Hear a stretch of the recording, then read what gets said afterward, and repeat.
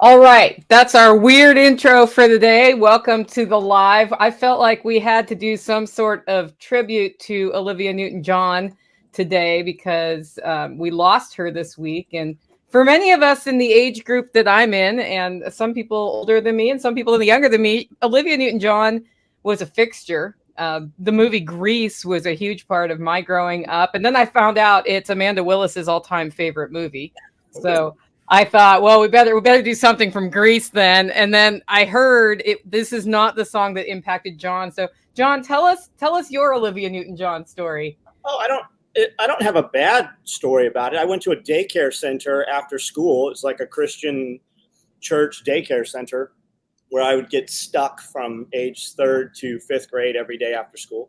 And there was a record player there, and there was one record, and it was Olivia Newton-John, whatever record that had Let's Get Physical on it. So I didn't dislike it at all, but I heard it every single day for 3 years.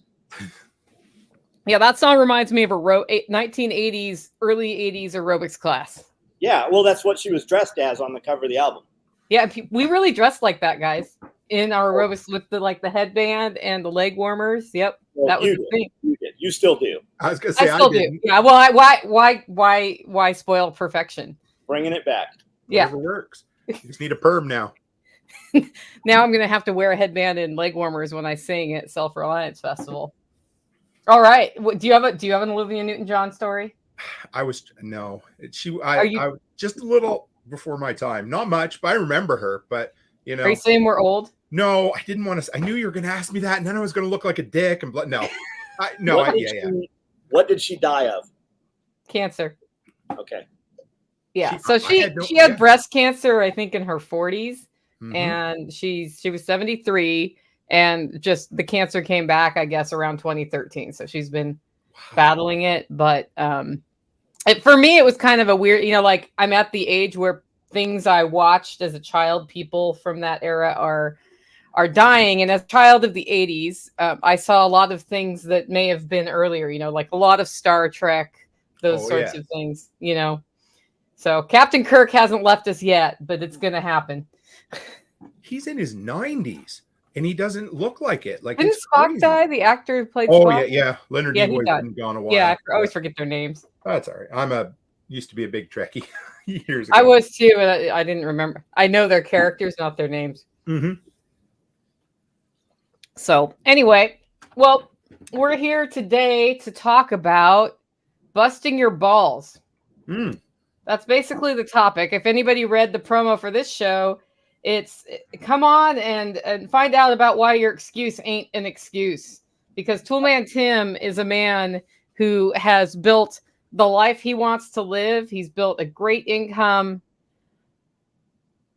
by doing it, not by investing thousands of dollars into buying a business or into a pyramid marketing scheme or any of that crap. So Tim, can you just tell us a bit about like how you got from crap, there's no money in my bank account, I got to do something and I don't want to work for the man to here? Yes, I'll try to do it in under 3 minutes. I don't know. Anyway, but yeah, we spent a lot of time broke as a joke. I always worked for the man and I was always miserable. And on more than one occasion, I walked away from a job with zero notice because I was so burnt out. And I know it's not the thing to do. Don't follow what I did, but I did. So yeah, started a business as a handyman, which was really, hey, I will do anything for money short of, certain favors. And so I started that and it failed miserably. I wouldn't say it failed. I just didn't know what I was doing when I first started. So I thought, well, let's go back and start working again. So I went back and started working at a hardware store. Spent 1 year working there, spent that full year making contacts, working day and night. So, before work, after work, lunch break, clearing snow, whatever it took. Had about a year in. And again, I walked away from that job. Give him a little bit of notice this time, but that was it. So I basically built what is now a property management business, started as a handyman business, just pulling ads off Facebook. Anything anybody was looking for, I'd do it. I cleaned cars. I shoveled dog shit. I climbed up on roofs and inspected chimney. Whatever somebody wanted, I would basically do. And then I started, as I get going, picking up more and more work, finding the things I really like to do. And then I started focusing on the things that made me the most money for the least amount of work. Got got it built up. Now I have around 40 units that I look after for property management, which is a big portion. We have around 40 properties we do snow removal for in the wintertime, which is a huge portion of my income.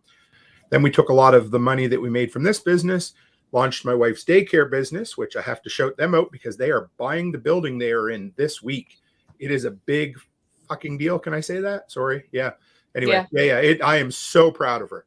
Yeah. Oh, there. Yeah. It's a big fucking deal. So we put, like, I didn't know if we were going to sink or swim, but I knew that I was going to make it work, and we did. And yeah, it just kept going and going. And we're in a way, way better place than we were 5 years ago, and a hell of a lot better than we were 10 years ago.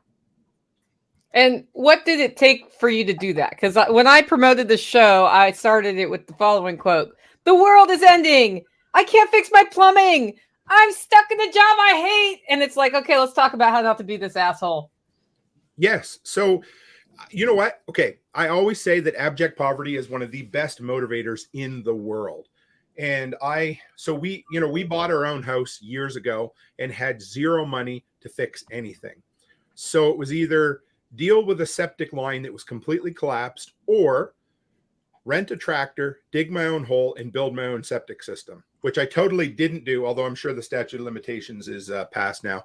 So it was a matter of just learning. You know, my ass hung out second story windows, installing insert windows I'd never done before. I talked to people. I asked them how to do this because I had no money to hire anyone. You know, siding last year, I had never done siding before. I sided my entire house. Did I have one piece of siding blow off in the wind? Yeah, I did. And I fixed it, and I'm better for it.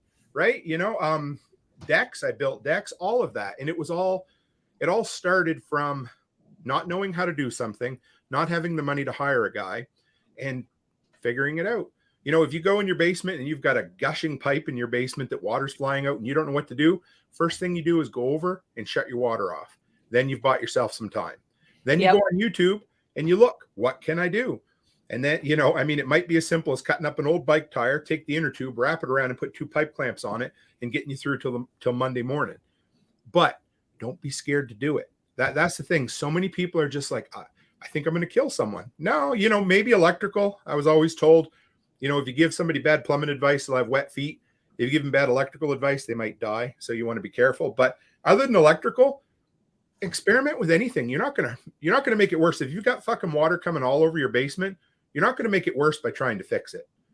So start there, and it's okay to be scared. Man, I was insecure about doing this stuff for a long time, but I learned as I went, and you build up some confidence as you go. Yeah, I had to learn a lot of things because I bought my first home, and in order to get that done, had no cushion. Right. Yeah. And then my water heater broke. Like week 1, water heater breaks. My best friend drives me to Home Depot, says, "I'm buying you a water heater. I'm showing you how to put it in." And that was plumbing and electrical. And that was sort of like, it removed all barriers or fears of fixing stuff or trying to fix stuff, because it was, I mean, it's relatively easy. The hard part about a water heater is that they're heavy, especially if you have one full of rust. But other than that, it's like wire, pipe, done. And, you know, that might take you longer if you've never done it before, but I became fearless. I ended up having to rewire that whole house. So troubleshooting. Once you learn the skill of troubleshooting, you can apply it to anything. I got a call 2 nights ago. Dishwasher was leaking all over the floor at a third floor apartment. The lady, I said, "Okay, is it leaking that you can't shut it off, or did it slow down?" She said, "Yep, it slowed down and then it shut off." So I said, "Okay, good. Just put towels down. I'll come by tomorrow morning," because it's almost 10 o'clock at night.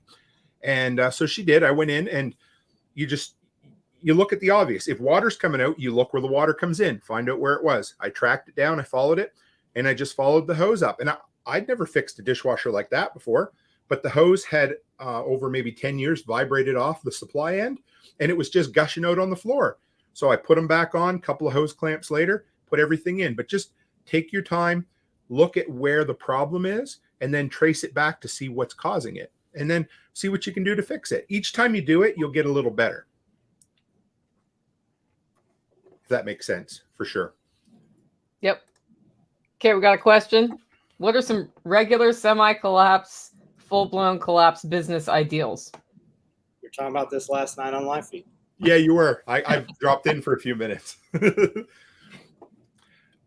So I would say anything. I don't want to say anything, but I mean, you can live wherever you want to live in the mindset that something's going to collapse or something's going to, but I think you need to build the best life you can build right now that makes you the most money and invest it in whatever you can. But I mean, I'm obviously partial to being a handyman because, you know, what better skills in a post-apocalyptic setting would there be than a handyman, or maybe a doctor, of course, but anything low investment up front is great. I always tell people, walk in your garage, do a 360-degree circle, see what you have. Do you have a ladder? Well, then you can go clean people's gutters. You know, do you have a pressure washer? Then you can go wash off people's decks. Whatever you already have, figure out a way to start making money. Even if you don't want to do that, figure out a way to start making money with what you have and then invest it to build what you really want.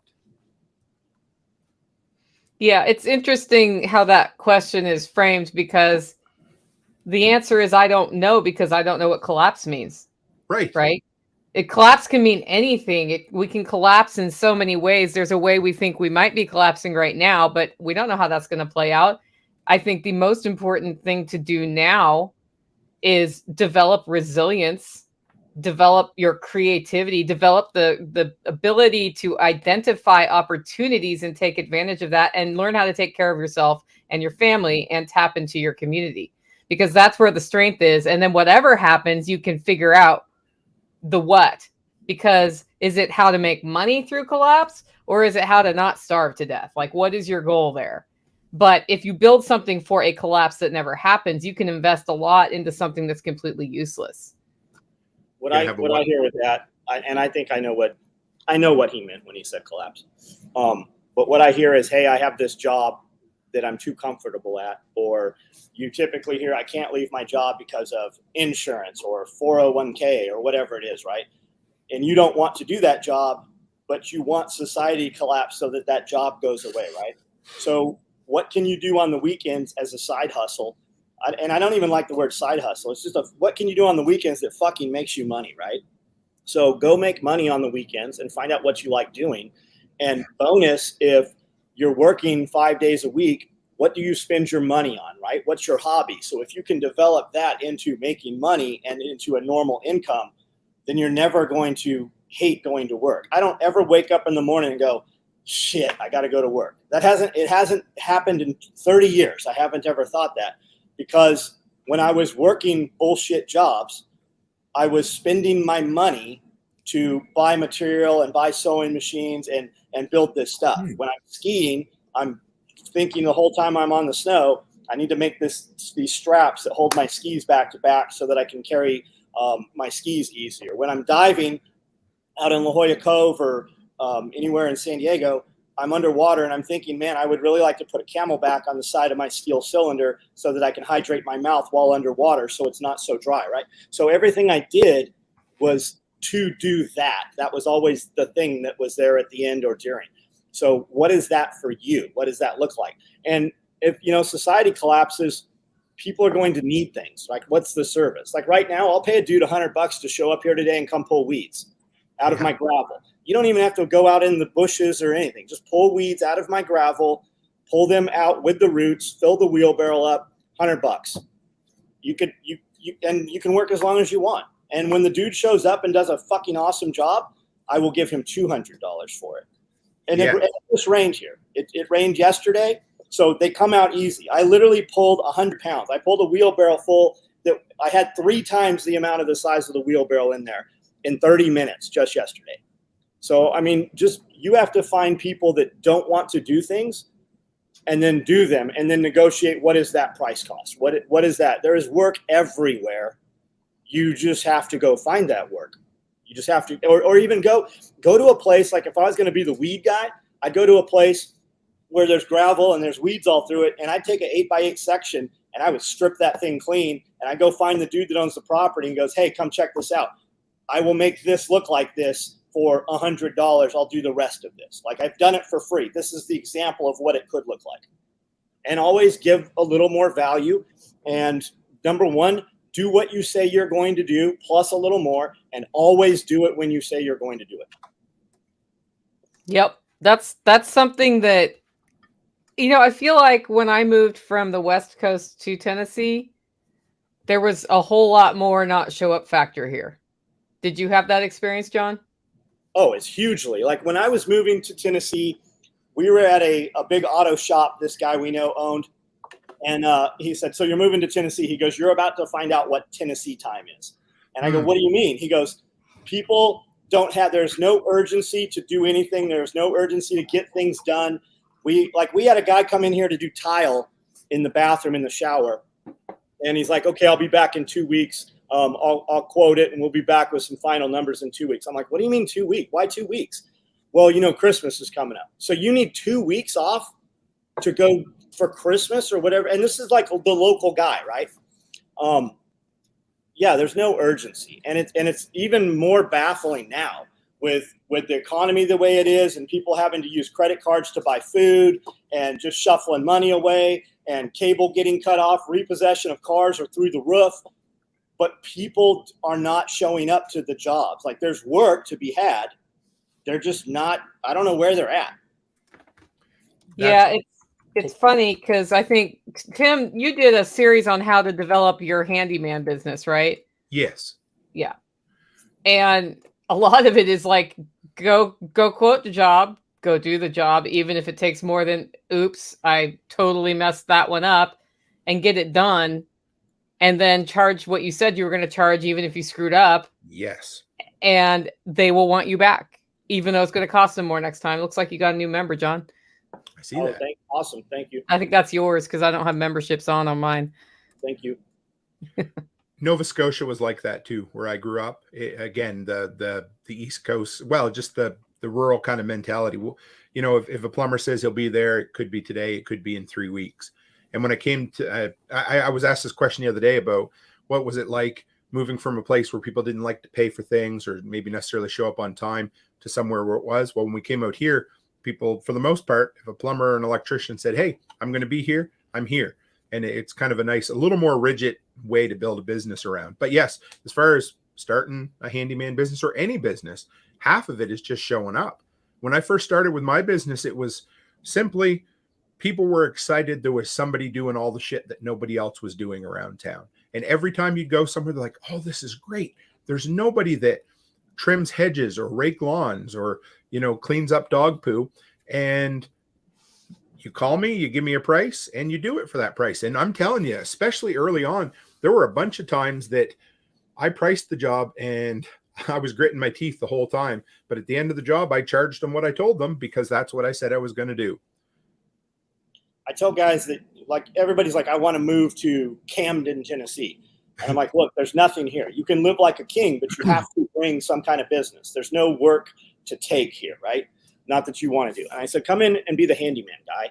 And if you're the handyman guy, find out what everybody else is charging and be the most expensive handyman guy. And when they're like, well, you're overpriced or you're this or that, I'm going to do what I tell you I'm going to do. And when I'm done, the job's going to be right. And if something happens, I'm going to be accessible and I'm going to be back there. There's several dudes that have moved here and they are the handyman guy. And all of their work comes off of a local Camden, Tennessee group on Facebook. And I see them all the time. And every time somebody's like, hey, who should I use? It's this dude who hasn't even lived in this town for a year. And they're constantly calling him because the other dudes you call who have lived here, the 15, 20 years I'm here, they don't even come and quote jobs. Like you can't get a guy. Yeah. You can't get a guy. But he's making tons of money. Like I see him making it. No, I have a friend who got out of the military, he was in another state, spent a year getting his electrician certifications. Nice. 2020 hit, shutdowns, all that. He was in one of the states you don't want to be in for that. And he started looking in Tennessee, and he was originally planning to stay up there another couple years to get, journeyman status. And then he was like, it will add 6 months if I move to Tennessee. So I'm moving to Tennessee. He moved to Tennessee, started his, at first worked for another electrician and then started his own business. He has so much work that he can't find people to work for him. He is doing great. And it's just because what he does, he tells you, I'm too busy to come over because I'm working this other job. I'll be able to get there in 2 weeks and quote it. And then 2 weeks later, knock, knock, knock, he's there to quote it. Then he gives you the quote the same day. And if he says he's going to show up, he shows up. And if something comes up that keeps him from getting there, he calls you and tells you what's going on. And that's it. That's what it takes. You know, just a good work ethic and the ability to communicate when things go bad. The communication skills are lacking across the board. But as far, you know, there's so many that just ghost you or don't call you back. You know what? I have a garage door that I ended up, I installed my own garage door this year because I had called the garage door company for 2 years in a row to get them here to do it. And wow, couldn't even get a price. And I was like, well, okay. So I went and bought the garage door and taught myself how to install a garage door. I got a garage door and an opener for half the price it would have cost them to bring me a garage door and install it. So 2 years I tried. Jason there said he owns a trash company and makes $7,000 a month picking up other people's trash. I'm telling you right now, if you have a truck, that is one of the best ways to make money. I love it. There's nothing I love better than pulling up somewhere, loading up garbage, throwing it on my truck and going to the landfill. It's one of the easiest jobs you can do. And it's one that people will pay you well for. I think in all the years I had one old guy who hollered at me over my price and I told him he wasn't my customer that I needed and had a nice day. That was it. But I mean, you can charge within reason quite a bit for hauling garbage away and people are happy to pay you. Yeah, here, I think a lot of county areas in Tennessee, you don't have trash service. Right. And what we have in my county is a dumpster. And there's a dump, but there's also dumpsters around the county. You bring your trash to that dumpster. And every so often, somebody will put up a sign that says, you know, 40 or 50 bucks a month. They come take one can. And if they can line that all up in one area, yep, they just go through on the same day every week and do it. And I think that's a brilliant way to, you know, that's what I mean by finding the opportunities, right? Okay. A lot of that can be cash business too. Yeah, I don't have any money and I'm out of work and I don't qualify for unemployment and blah, blah, blah. Cry tear in my beer. Oh, wait, there's a bunch of people around here who are employed who don't like having to put trash cans in their cars. They don't have a truck. Trash is nasty. I have a truck. I'll do it. Or I don't have a truck. I have a little rinky-dink trailer, or I'm willing to put trash in the back of my Honda Civic, like whatever it is. You know, once you start doing it, you start getting money, it builds your confidence and you start seeing other opportunities. In my little town, we have less than 2,000 people and we have city garbage pickup for everybody. You have those gray bins that you push out. They don't do it for businesses. So there's a company here that rents dumpsters. There's another company that rents those same bins, but will pick up from businesses. And there's another company that has the half of an old, you know, they take the box off a truck.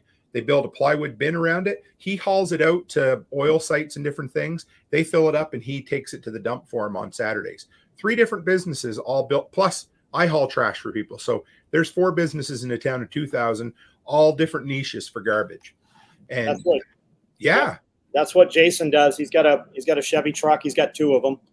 Like for guys in the city, you've never seen anything like this, right? You guys are used to the automated trash truck, and the cops come give you a ticket if you have your shit in the wrong trash bin and you got 3 different colors.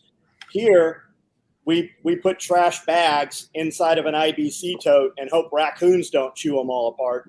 And a dude comes by once a week and picks your trash up. And basically he's taken the side fencing panels off of a dog kennel and you have a box in the back of your truck and all those trash bags get thrown in there. We used to pay $14 a week. I think the price is now $20 or above for that.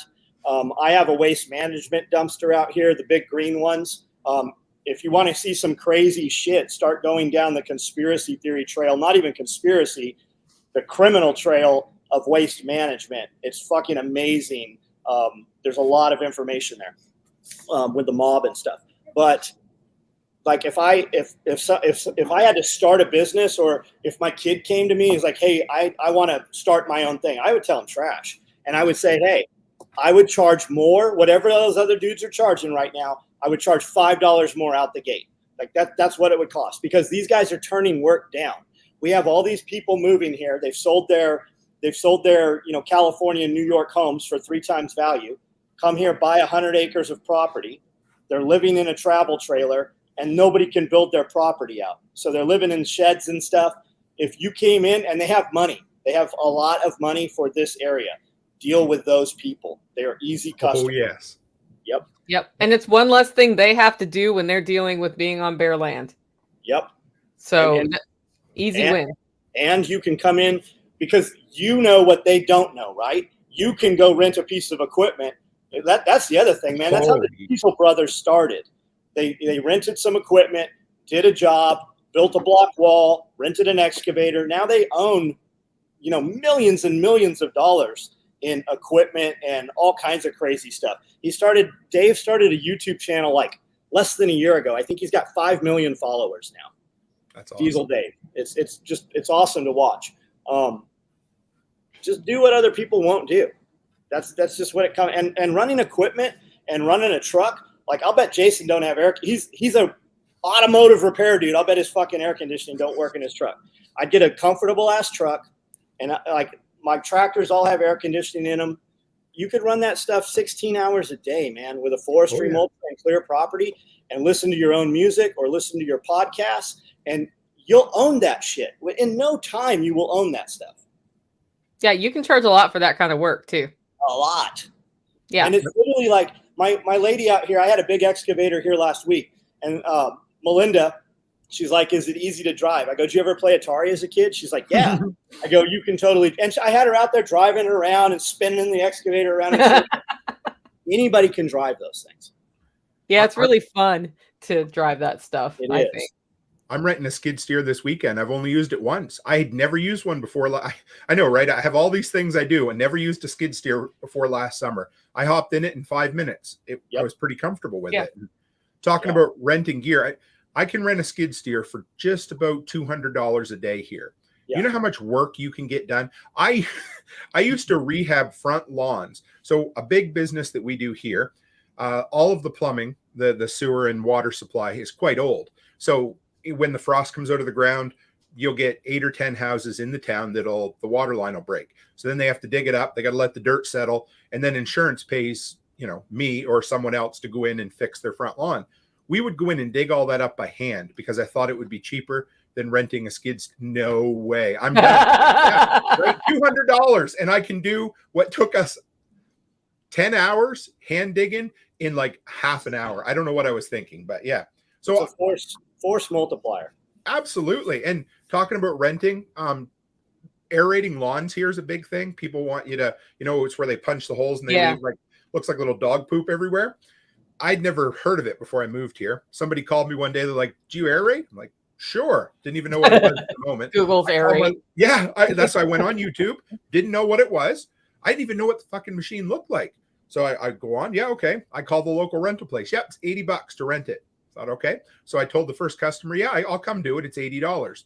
So I rented it. I brought it home. I aerated my lawn. Looked like it, but I learned how to do it first. Then I went to the customer's place.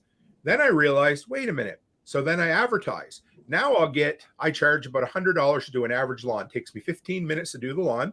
I'll usually get 10 or 12 in a day, make $1,000, $1,200, and it costs me $80 to rent it. And I don't need to winterize that gear all year. I'm not tripping over something that weighs 500 pounds.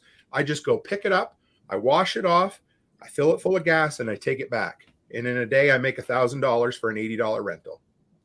Yep. That's a great way to make money. Hey guys, in the comments, if you have questions or topics you want to bring up, put them in the comments. This is supposed to be a two-way conversation, and John, Tim, and I could probably talk all day long about where to source stickers or whatever, but we could talk about a lot, which is what we were talking about before we went live.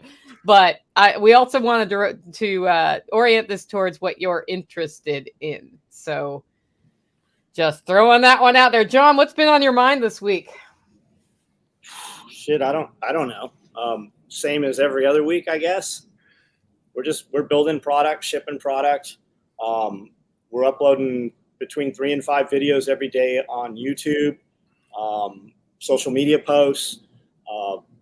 TikTok is still crazy. There's a bunch of little nitty bitches all over TikTok. It's insane. Like But I mean, TikTok is growing, right? I get more new people from TikTok, more new money from TikTok than all of the other platforms all combined right now. Somebody said I watch a bunch of social media development places and TikTok pages and groups, and they said you got to look at YouTube, you got to look at Facebook as though it's just Karens, right? It's people constantly complaining. And you look at Instagram as though it's 25 to 35-year-olds that want to see really pretty photos. And you look at TikTok as though it's 15 to 25-year-olds who have never been slapped the shit out of them. It's a trip, but the money is there. Some guys like, stop uploading this music. I hate this music. I'm like, you have a volume button. Like, he's like, well, I'm a musician, or I don't know, maybe he said magician. I'm a musician. And I just don't like this music. I go, man, I remember when I started this business 35 years ago. I've run this for 35 years. I remember when cassette tapes come out. I remember mini discs. I remember CDs.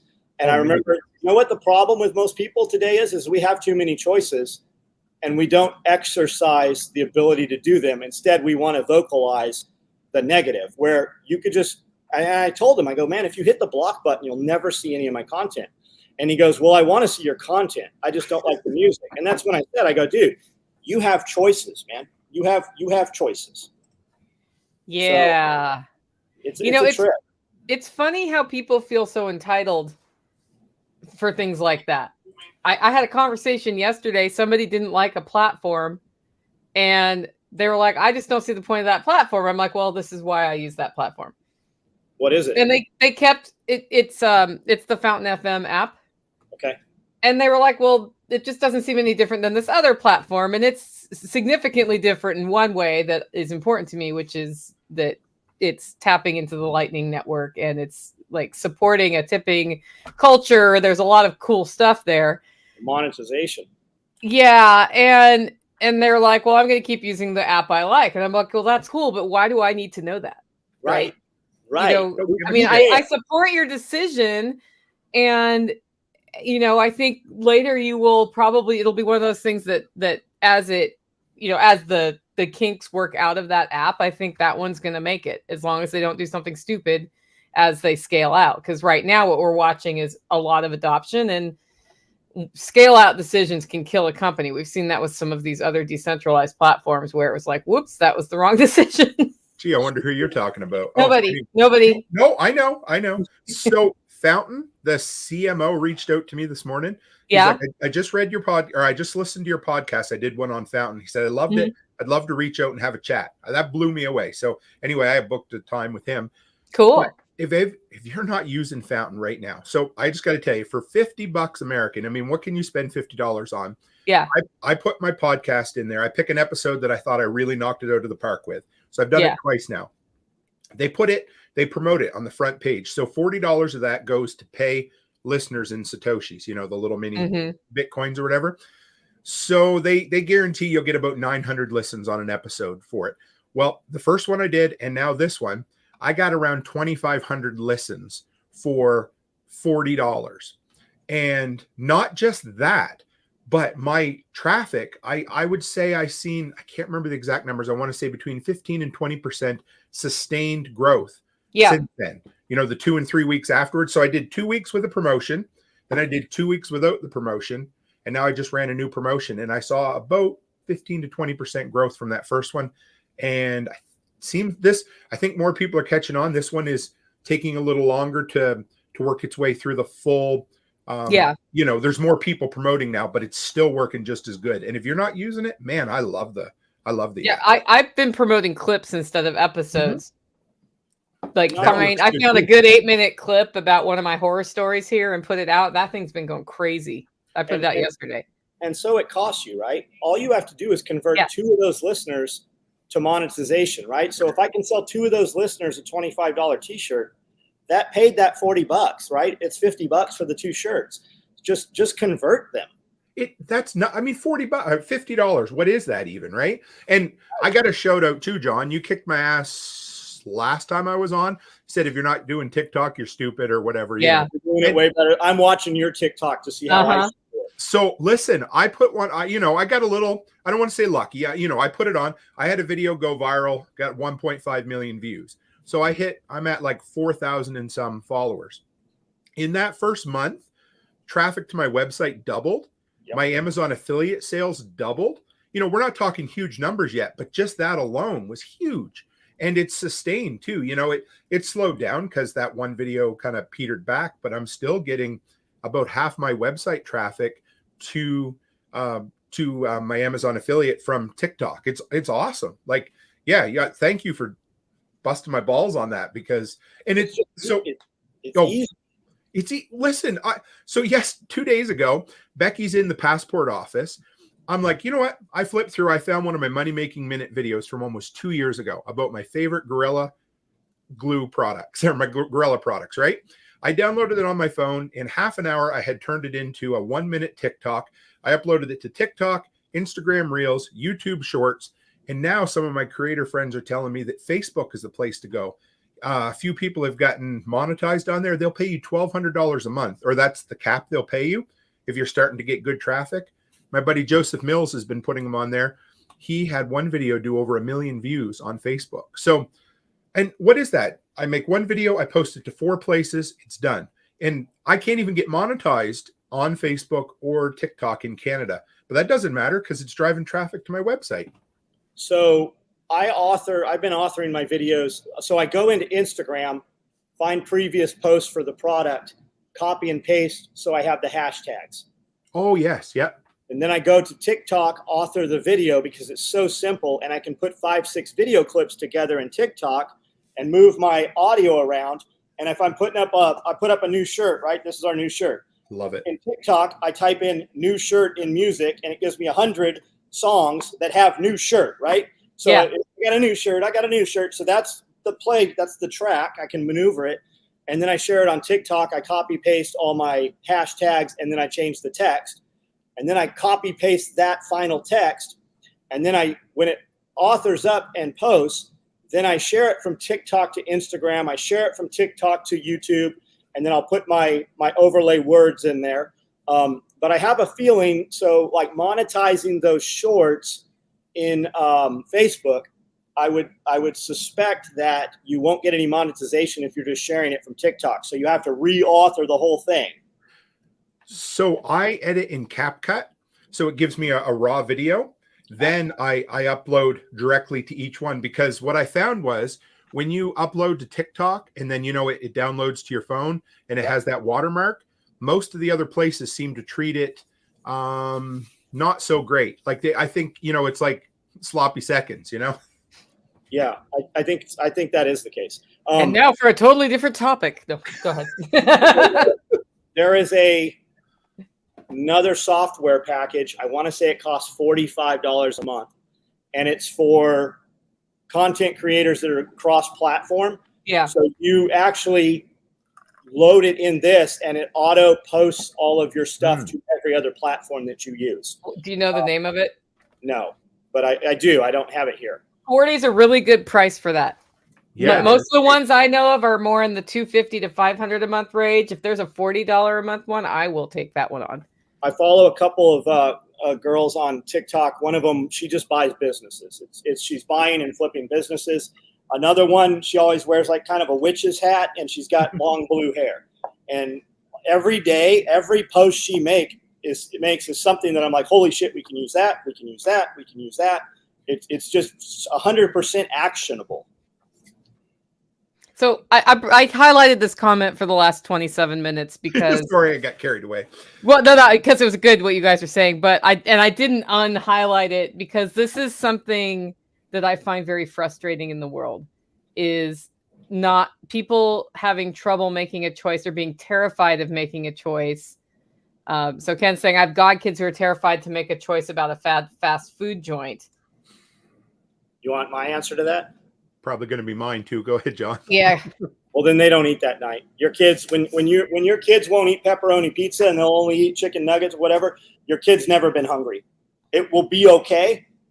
That little motherfucker doesn't eat tonight, and tomorrow when he's hungry, that food is there from last night. Like you just get, I bet you they make a decision next time. My friend John Dillard, Master Sergeant John Dillard, he used to talk about him and his sister would bicker in the back of the car. And they had driven all the way from San Diego to Disneyland, right, in Anaheim, California, 2.5 hour drive, whatever. They get to Disneyland, they're bickering, and mom's like, we're going to turn around and go home if you don't stop. And they're bickering and bickering and bickering. They get to Disneyland, and they drove all the way back home. He said, my sister and I never fought again. He said, as kids, we'd be in a restaurant, and we'd be doing something stupid, and mom would literally throw iced tea on you. Like you'd get iced tea and ice cubes. That shit stopped. It just ended right then. They just don't go to Disneyland that time. They will remember it the rest of their lives, and they will be able to make decisions from there forth. Yeah. So but the other deeper thing is the culture of being terrified to make a decision. Who instilled that? Public school? I mean, where'd that come from? Yeah. I mean, I think it's everything. It's public schools. It's supported by social media. It's supported by mainstream media. It's supported in the programming we see on TV that there is a right answer and a wrong answer. And people are so terrified of either making the wrong answer or making somebody else unhappy because they chose the wrong fast food restaurant for everybody else that they just don't say what they think. Yeah, I promise you that if I'm ever going or Amanda ever goes for fast food, when our kids were little, it's one fast food. We're not going to multiple windows, right? And when I'm going someplace and I ask my employees what they want, I'm not bringing you fucking drinks. I'm not bringing 15, 20 sodas back, right? Tell me what you want. You can drink something that's here. Like, and I know Ken, right? I know that there's more to that story, right? Ken's got his shit together. It's not his kids. God kids. Step kids. It's his God kids. Got it. Yeah. Yeah. Totally different level of power there in the upbringing. But yeah, it's just, I try to facilitate ways when I come across kids who are like this, who I'm with, to get them to make a choice. So somebody said, I give my kid two choices. You can have chicken nuggets or pizza. Which is it going to be? And then they have to choose. And getting kids over that thing by reducing the choices helps them start having the balls to make the choice.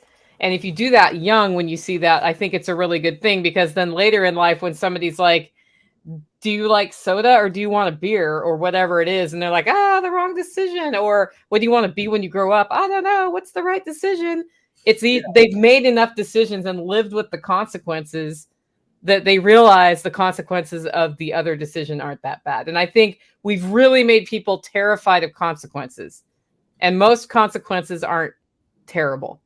Like, I've had terrible things happen in my life, and here I am still alive, basically healthy, You're successful, Yeah. And there have been times when I've really, really struggled, and I'm sure it'll happen again, but it never killed me. And if it does, then I won't care because I'll be dead.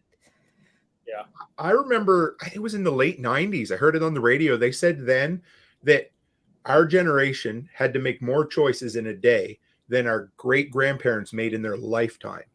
Yep. But my big thing is just make a decision. If you're trying to figure out whether you're going to do this or that for business, doing something is better than doing nothing almost every single time. Just start getting your feet moving and then make adjustments as you go. But try not to get paralyzed with the fear, because that's where you end up doing nothing. Again, you stand there at the goddamn drive-through window all day wondering, should I have Diet Pepsi or fucking Fanta? Just do it. Action. It's just neither. You should have water. It's just action. And if the 90% is fearful, that's fine. I'll rent properties to them. Yes, they won't ever own a property. They won't ever have anything. Stay your 90% ass, group in fear. That's fine. Because the other 10%, because I'm not friends with those 90%. I don't typically, people that come around and people that consume content, they don't like the things I say if they're in the 90%, unless it's somebody really trying to change their life, and then they're going to come and in some manner we're going to be friends or do business. Yep. Okay, I have another starred one to bring up here. Just have to operate the mouse. I have many people ask me how to stay motivated. Any advice?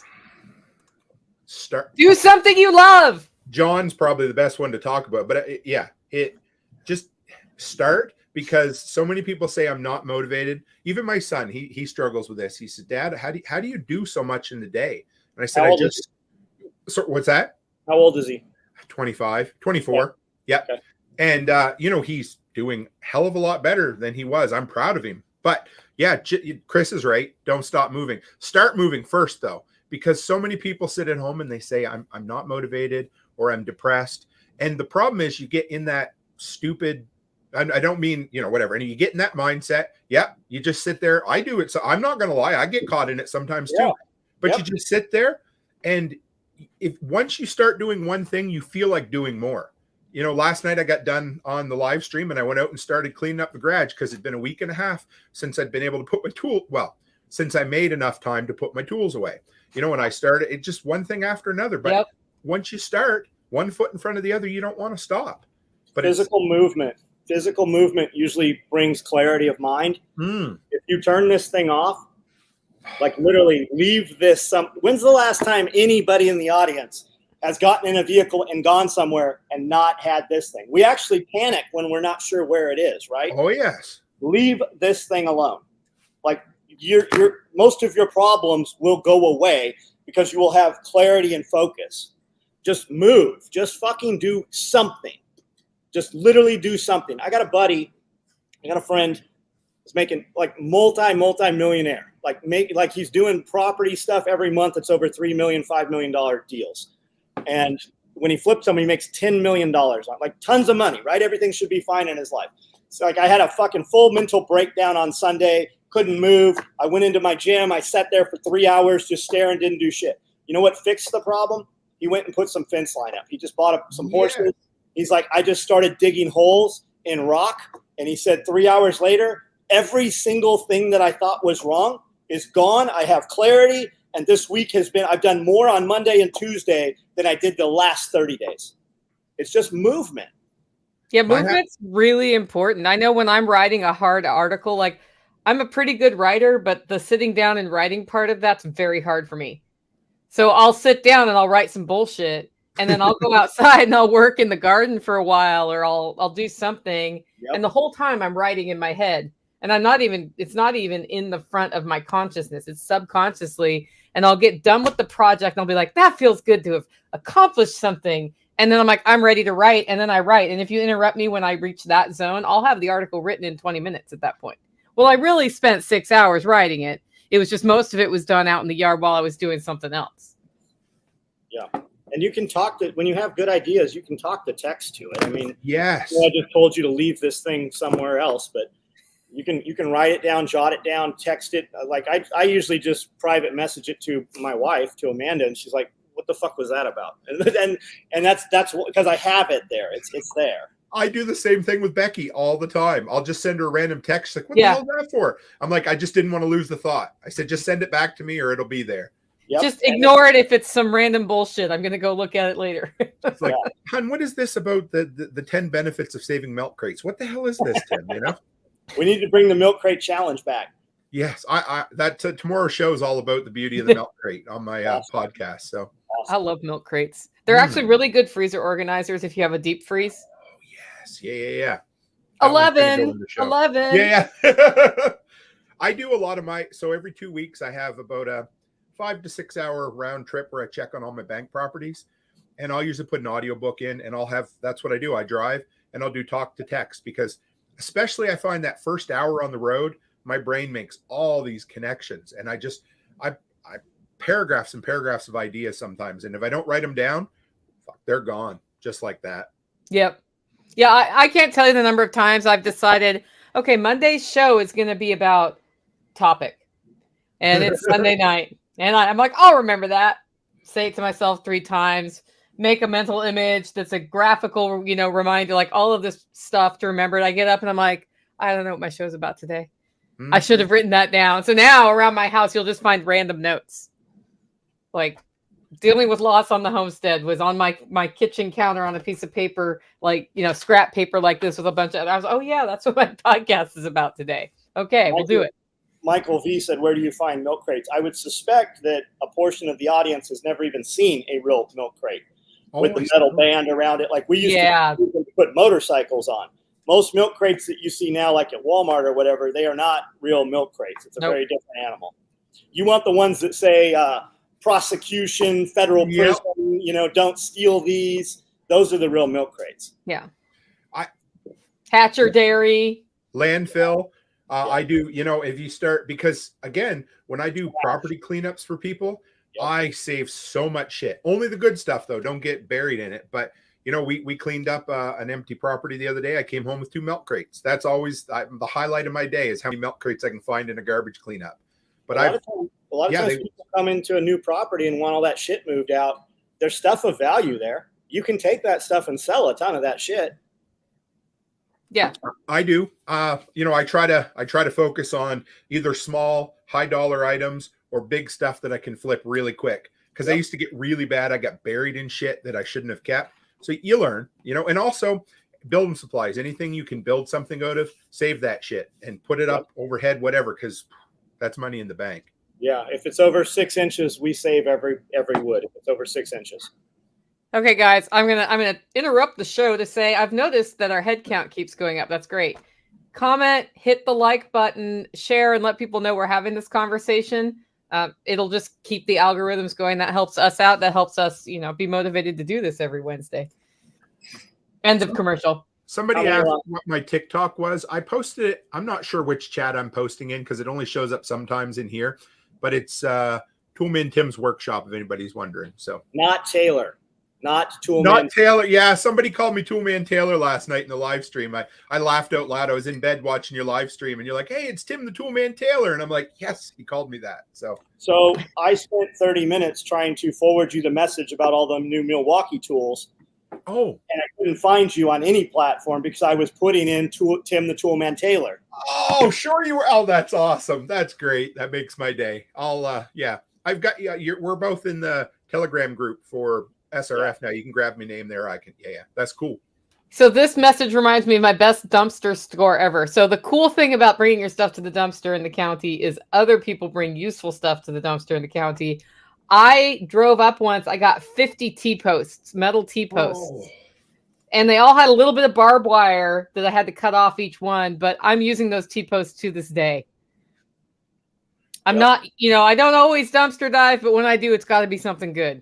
So as a child, I would go to the dump at Miramar in San Diego with my grandfather. And you would literally drive 20 minutes down dirt roads to get ready to dump in the trash, right? And when you get out, there'd be these enormous bulldozers just pushing piles of trash. And then on the edge, people would leave bicycles and generators and washers and dryers and all kinds of things.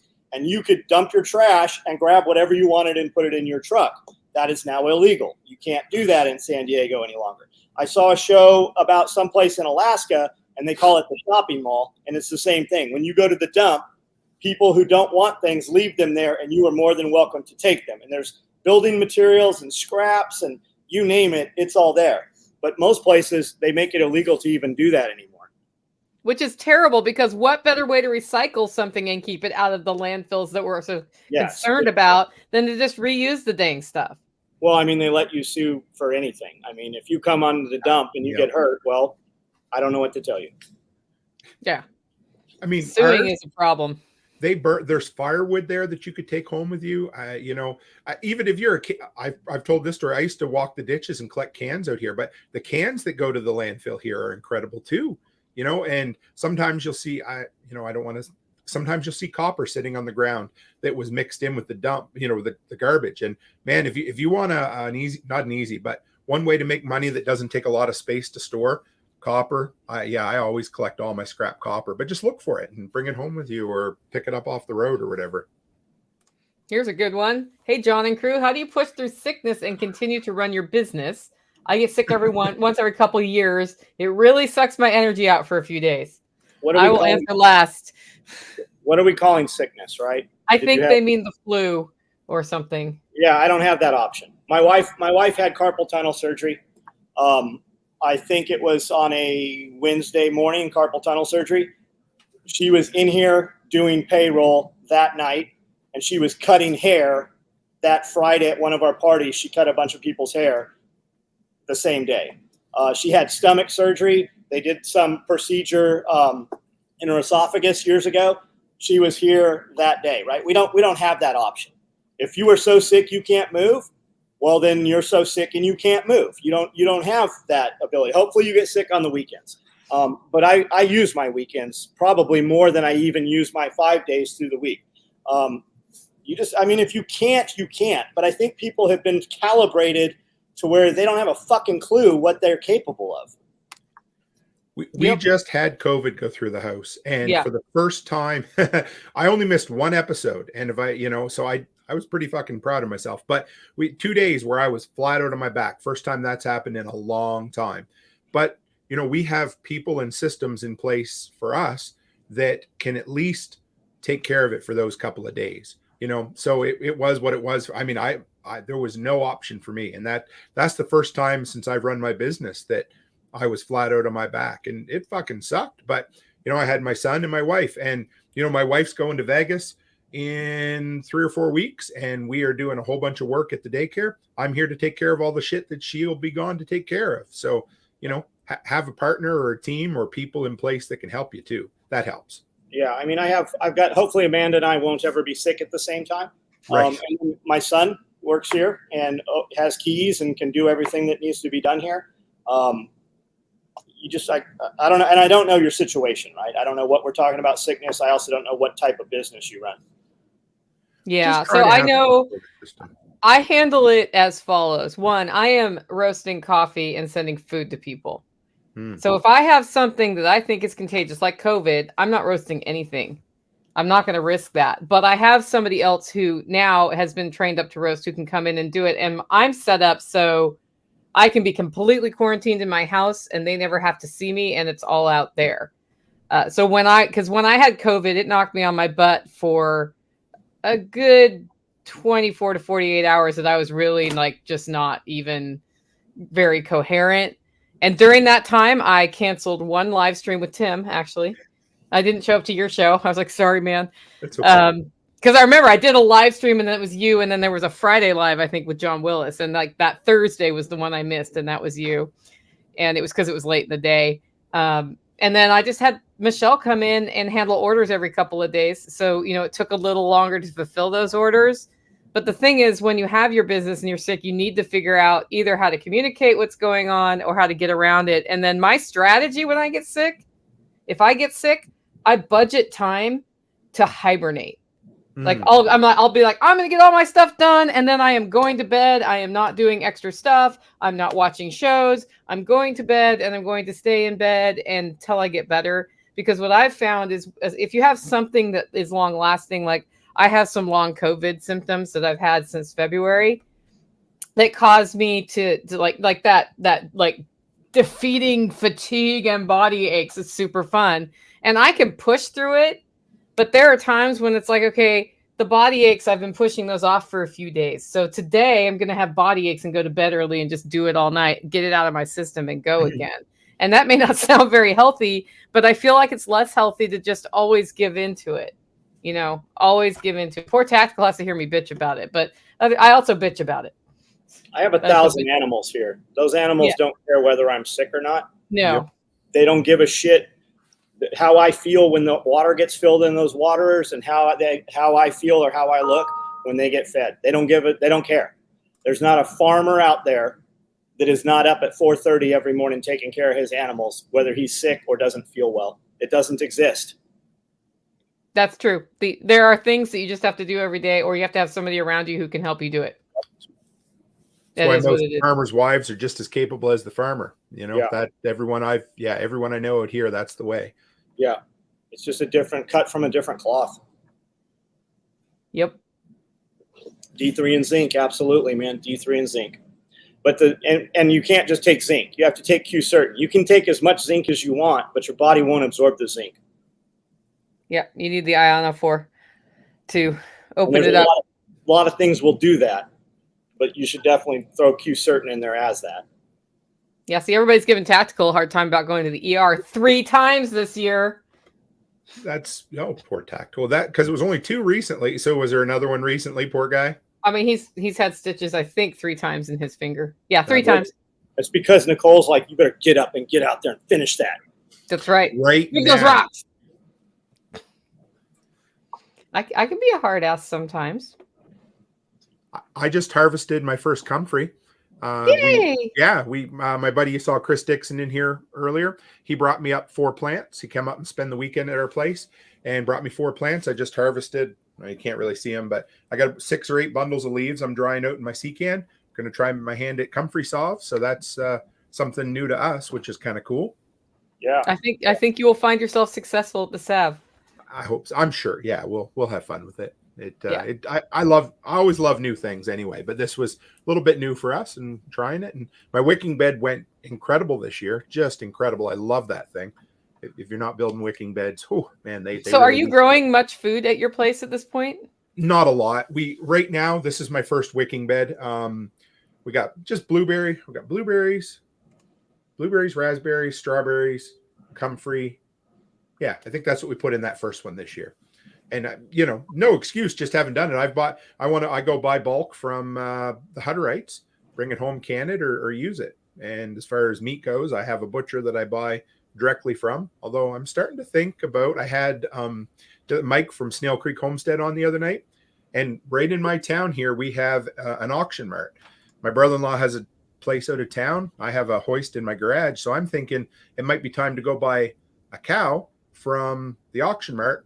Take it out of town, dispatch it, bring it back to my garage and butcher it. I think I could save about half the money doing that, and I love butchering things. awesome. And it gets I had cold to enough- highlight this comment just real quick on a totally different subject. Somebody just said they lost 17 pounds changing how Nice. they eat. Good job. Yep. That's the first step to having more energy is carry around less. Chef I D, think- are you in fact a chef? I know I talk to you like every night. Are you a chef? I love that name. Is it Chef Di or Chef D? Looks like, is that a DI? I don't It's know. DI apostrophe. No. Trying to read, because you do your live streams on a phone, don't you, John? Big iPad. People Okay. are like, Yeah. recently people are back to, how come you do everything vertical? Because I always have. That's just how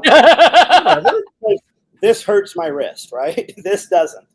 So I've been trying to shoot my videos with vertical in mind, because with CapCut now, I switched to CapCut for my YouTube videos as well, because they tend to be horizontal. And then, but you really only use this much of the screen anyway. So now it's a matter of just pulling it out and you're good.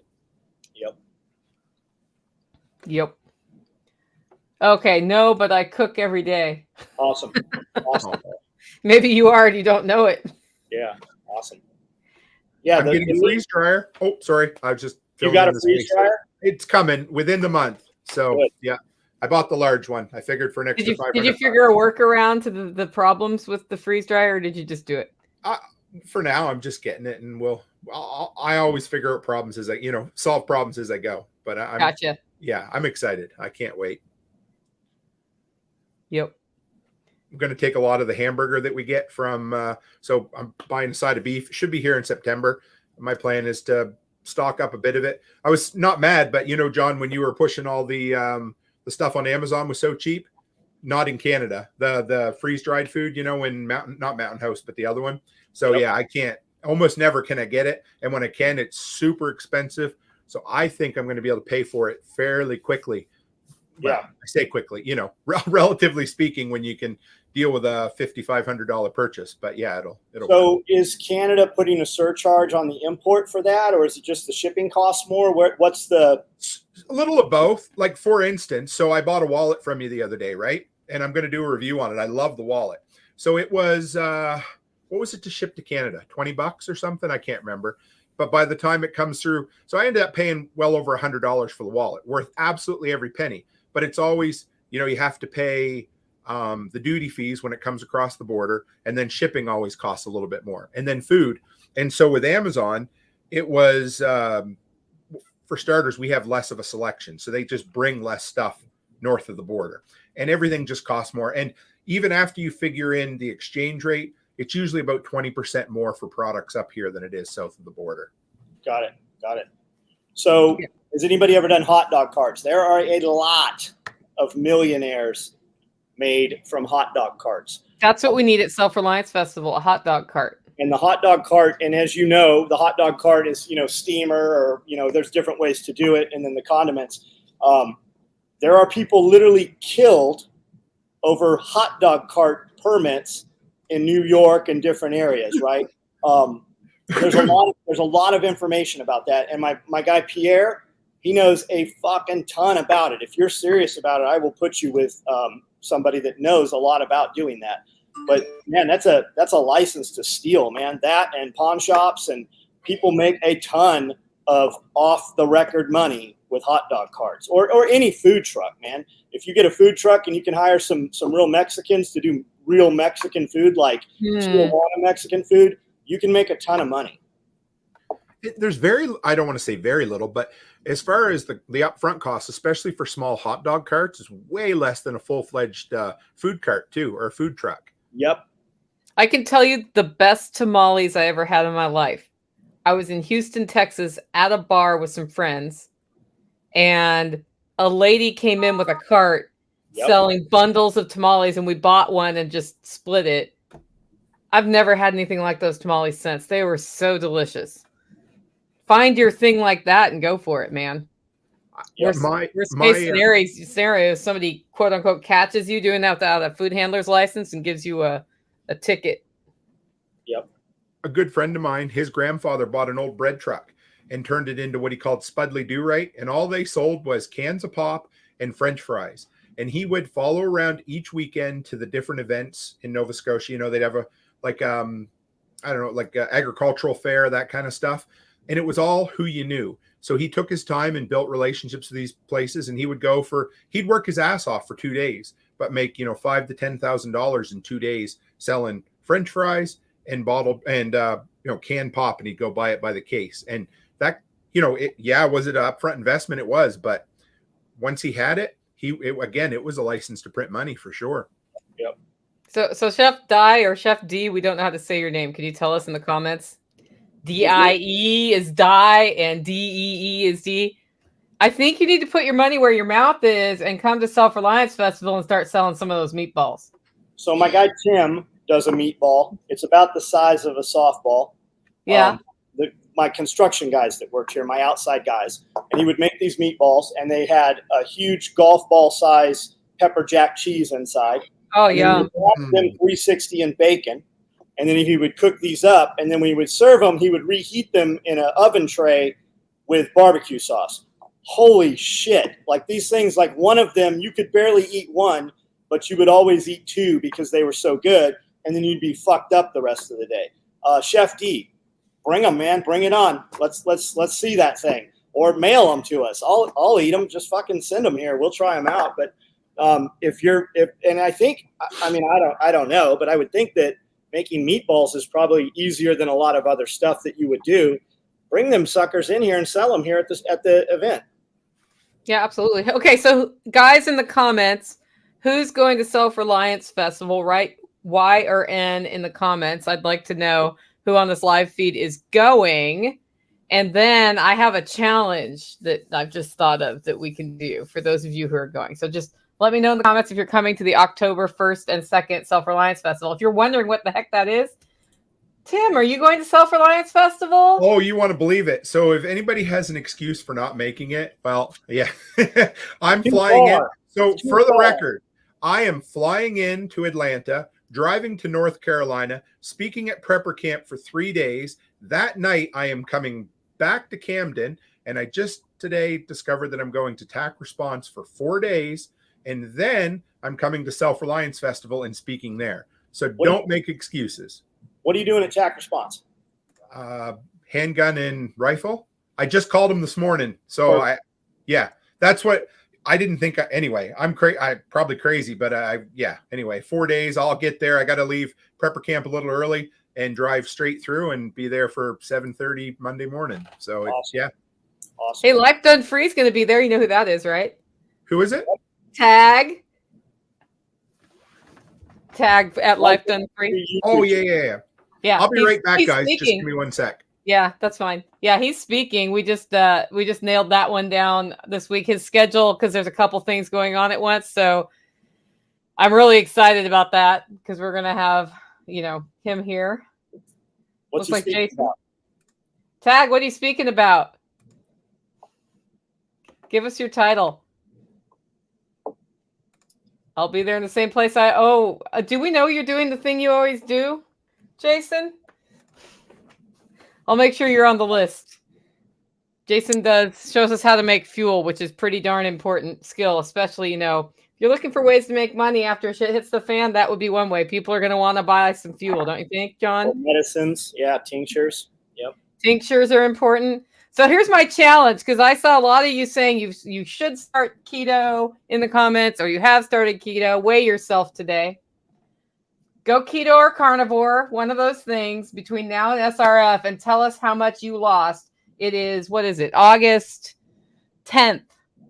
Self-Reliance Festival is October 1st. How many pounds can you shed just by changing your diet? If you don't know how to do that, check out Dr. Ken Berry's YouTube channel. He'll talk to you about the proper human diet. He has all sorts of videos on how to go there. But that's my challenge. How much weight can we lose between now and Self-Reliance Festival? Because I'll tell you what, I got a fitness guy there who's going to take us the next step. Now, how can we get strong? Self-reliance isn't just about, about having food stored. If you can't walk from here to the end of your driveway and back without getting out of breath, it's time to work on that too. Okay. Michael wants to know, John, do you know Instructor Z in Nashville? No, I have no idea who that is. I don't know who that is either. So you know what? I'm going to come out here and be absolutely honest about this. So John kicked my ass last time about TikTok. I did keto for a long time and lost a lot of weight. And I have been completely off the fucking wagon for a few months now. And I feel like shit. And I know I'm doing it. And I can do absolutely anything I put my mind to. But since you're making that challenge, I'll take you up on it, and we'll see. Let's do it. I gained some weight again this year too, so that's why I'm throwing it out there. And I'm always, I'm not making an excuse. I'm just fucking lazy when it comes to food. And I felt so good on keto, and I'm just off the wagon. So everybody knows, everybody can struggle with certain things, and that's always been my fucking struggle. So I'm gonna stick with it, Nicole, and I'll make it public so you know. I ate a half a carton of ice cream for dinner last night. I know you did. You said it on your live stream, and I actually was listening to your live stream. Yeah. Did you have any negative effects from that on the other end? It slows me down the next day for sure, right? I drink a margarita in a cup about this much tequila, right? The rest of it's sugar-free soda. Yep. But you need to look at alcohol as though it's poison. You are literally poisoning yourself every time you use it. Mentally, I perform much better the next day with zero alcohol the night before. If I have 2 drinks, for instance, on Friday night, if I drink twice, I sleep much deeper and have better sleep, but I sleep way longer. I'm not getting up at 4:30 on Saturday morning, right? I'm much better. My performance and my money is better without the alcohol. I am much more restless, though, and I sleep a lot less without the alcohol also. Like, I'll go to bed at 12 o'clock, but I'm definitely going to look at the clock at 2, and I'm going to look at the clock at 3, and I'm going to get up at 3:30. So I can do that for a while, 3 weeks, maybe a month, on 3 to 4 hours of sleep.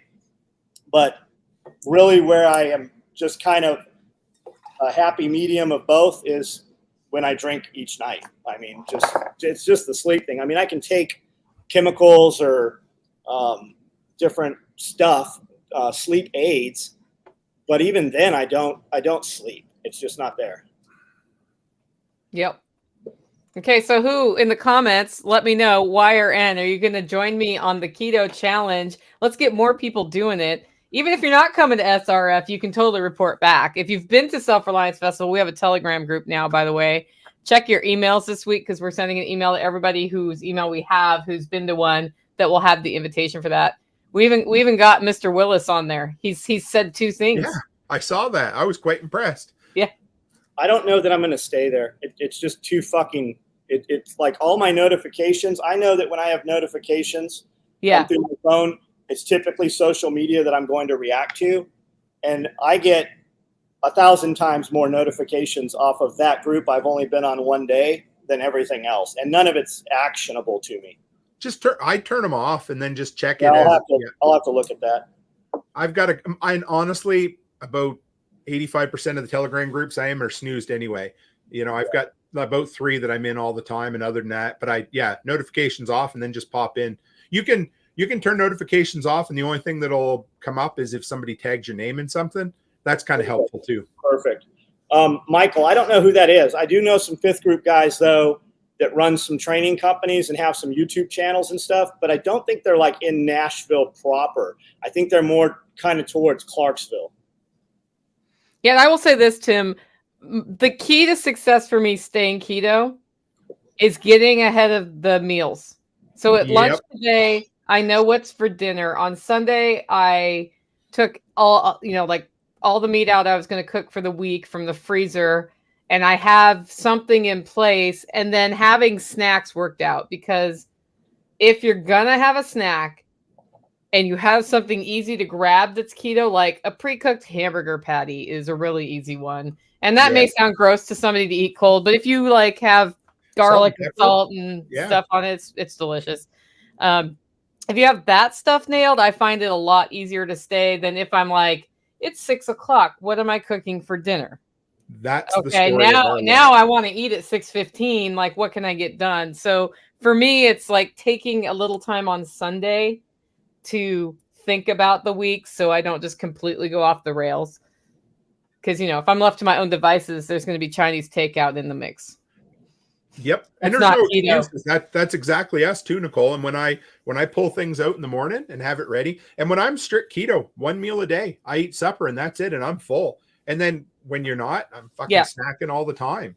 And that's about what I lost too, Brian. He said 123 pounds. I was down. Yeah, about 110. I was down at the best. So I'm in 100%. All right. Again. We've got a couple people in the chat in. Some are not coming to SRF, but they're just going to report back anyway. So that works for me. You know what? I'll stand up when I give my presentation, and I will tell you the amount that I've lost between now and then. And awesome. If it's 0, I will tell you it's fucking 0. And if I gain 5, no, it won't be, but I'm just telling you, I will. So hold me to it. Okay. I'll do the same. I will do the same. I like having motivation. Next topic, freeze drying. So when does your freeze dryer come? About a month, I believe. I think. Are you gonna try to do the sell candy to pay for it thing, or what are you gonna do there, or just using it for preservation? Yeah, no, I would love to. I don't have the time to do that. I know I could, but for me, honestly, it's about meat, putting meat up for long term. I know not everybody's big into the long term, but I want to have, I have the short term taken care of. We normally have enough meat and food on hand for a year anyway. So I want to have, because it's so goddamn expensive to buy long-term stored proteins up here. So that's my next plan. And that's how I plan on paying for it, is figuring out how much it costs me and then subtracting it from whatever it cost me for a number 10 can or whatever of that. And I'm going to start putting it away. I might even buy one of we got talking about those canners, and now I'm kind of thinking I wouldn't mind having a canner. I know that's kind of weird. Not everybody's into them, but I like weird things. I think I'm kind of looking forward to it. Get you a Presto canner. Oh, sorry. Sorry. I have. You're talking about number 10 canner. Yeah. I'm using the wrong term. I'm sorry. Like one of those that'll seal up the cans. All American. Yeah, I will check that out, because I love pressure canning. I've done that for years. Always enjoyed it. But this is the next step for us. Oh, sure. TheRealTimCook@gmail.com. Every time I try to email you, it does not want to bring up, because I type Tim and it does not bring you up. I have to type the. I should change. Like, what's the weird word I have to type for Tim? I don't know why. There's probably a way for me to program that in there. That's because the fake Tim Cook runs Apple computers, so that's why I'm the real Tim Cook. That's where that came from. But yeah. Got it. Yeah, there's a lot of people freeze drying protein. Like Erin says, she's got processed chicken in the Instapot to freeze dry. Somebody actually approached me about if I was still renting access to my freeze dryer, because if I'm not using it, I've never actually rented it to anybody.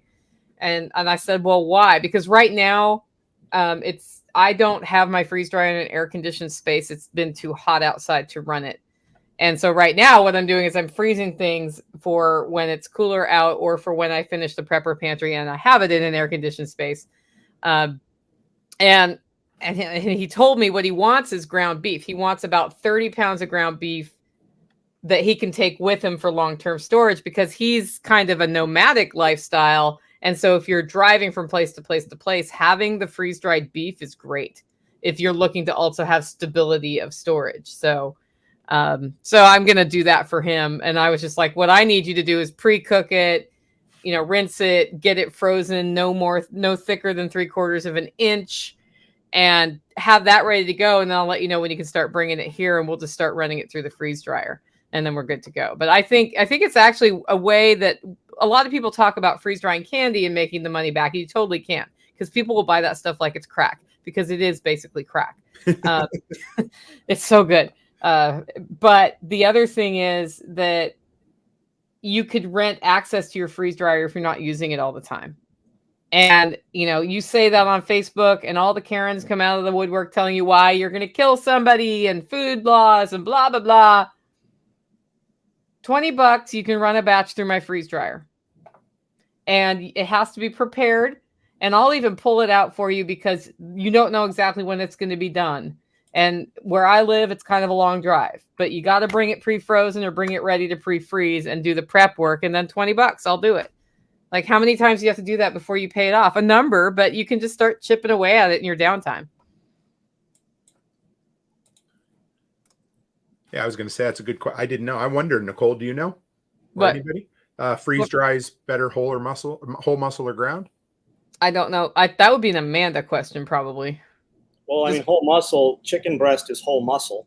We freeze dried a bunch of whole chicken breasts, but they don't fit in cans or bags as well. I want to cook everything that we freeze dry, because we're putting it away more for in case. We have a chef that preps most of our meals, so we eat fresh all the time. So we don't really use a lot of freeze dried. So if we're going to freeze dry stuff, it's going to be cooked with the thought that fuel will be an issue in the future if we need that stuff. And the way I foresee using most of that stuff is putting it in soups or stews, with everything we can get, right? If we're eating that stuff, every scrap left on the plate will go into the next meal also. But it freeze-dried cut up, I think it freeze-dries a little bit faster than whole chicken breast, right? I think we've done some steaks too. But for the most part, if we are running the machine, we're running candy, which is highly profitable, or we are running cooked cubed chicken or hamburger, and it's all seasoned with taco seasoning. Ooh. So if you have eyeballs and you're already shipping merchandise, Tim, like we do 120 shirts every Monday, right? So we're going to ship on Tuesday, Wednesday, we're going to ship 120 t-shirts.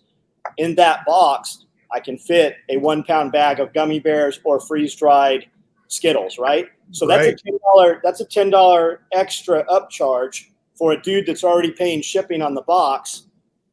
It's a win-win. Like they're either going to buy 2 shirts or they're going to buy that candy. It always happens.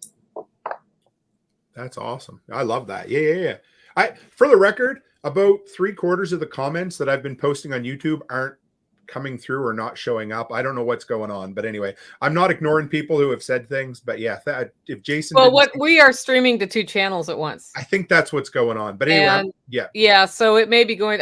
That's why I've been trying to highlight your comments so people. Oh, it's fine. I finally figured out how to post on this platform without looking like John, but then it doesn't go to his channel, so I can actually just post as me and then highlight my comment. So. Well, after Jack kept talking about starring comments, I finally figured out how to do that.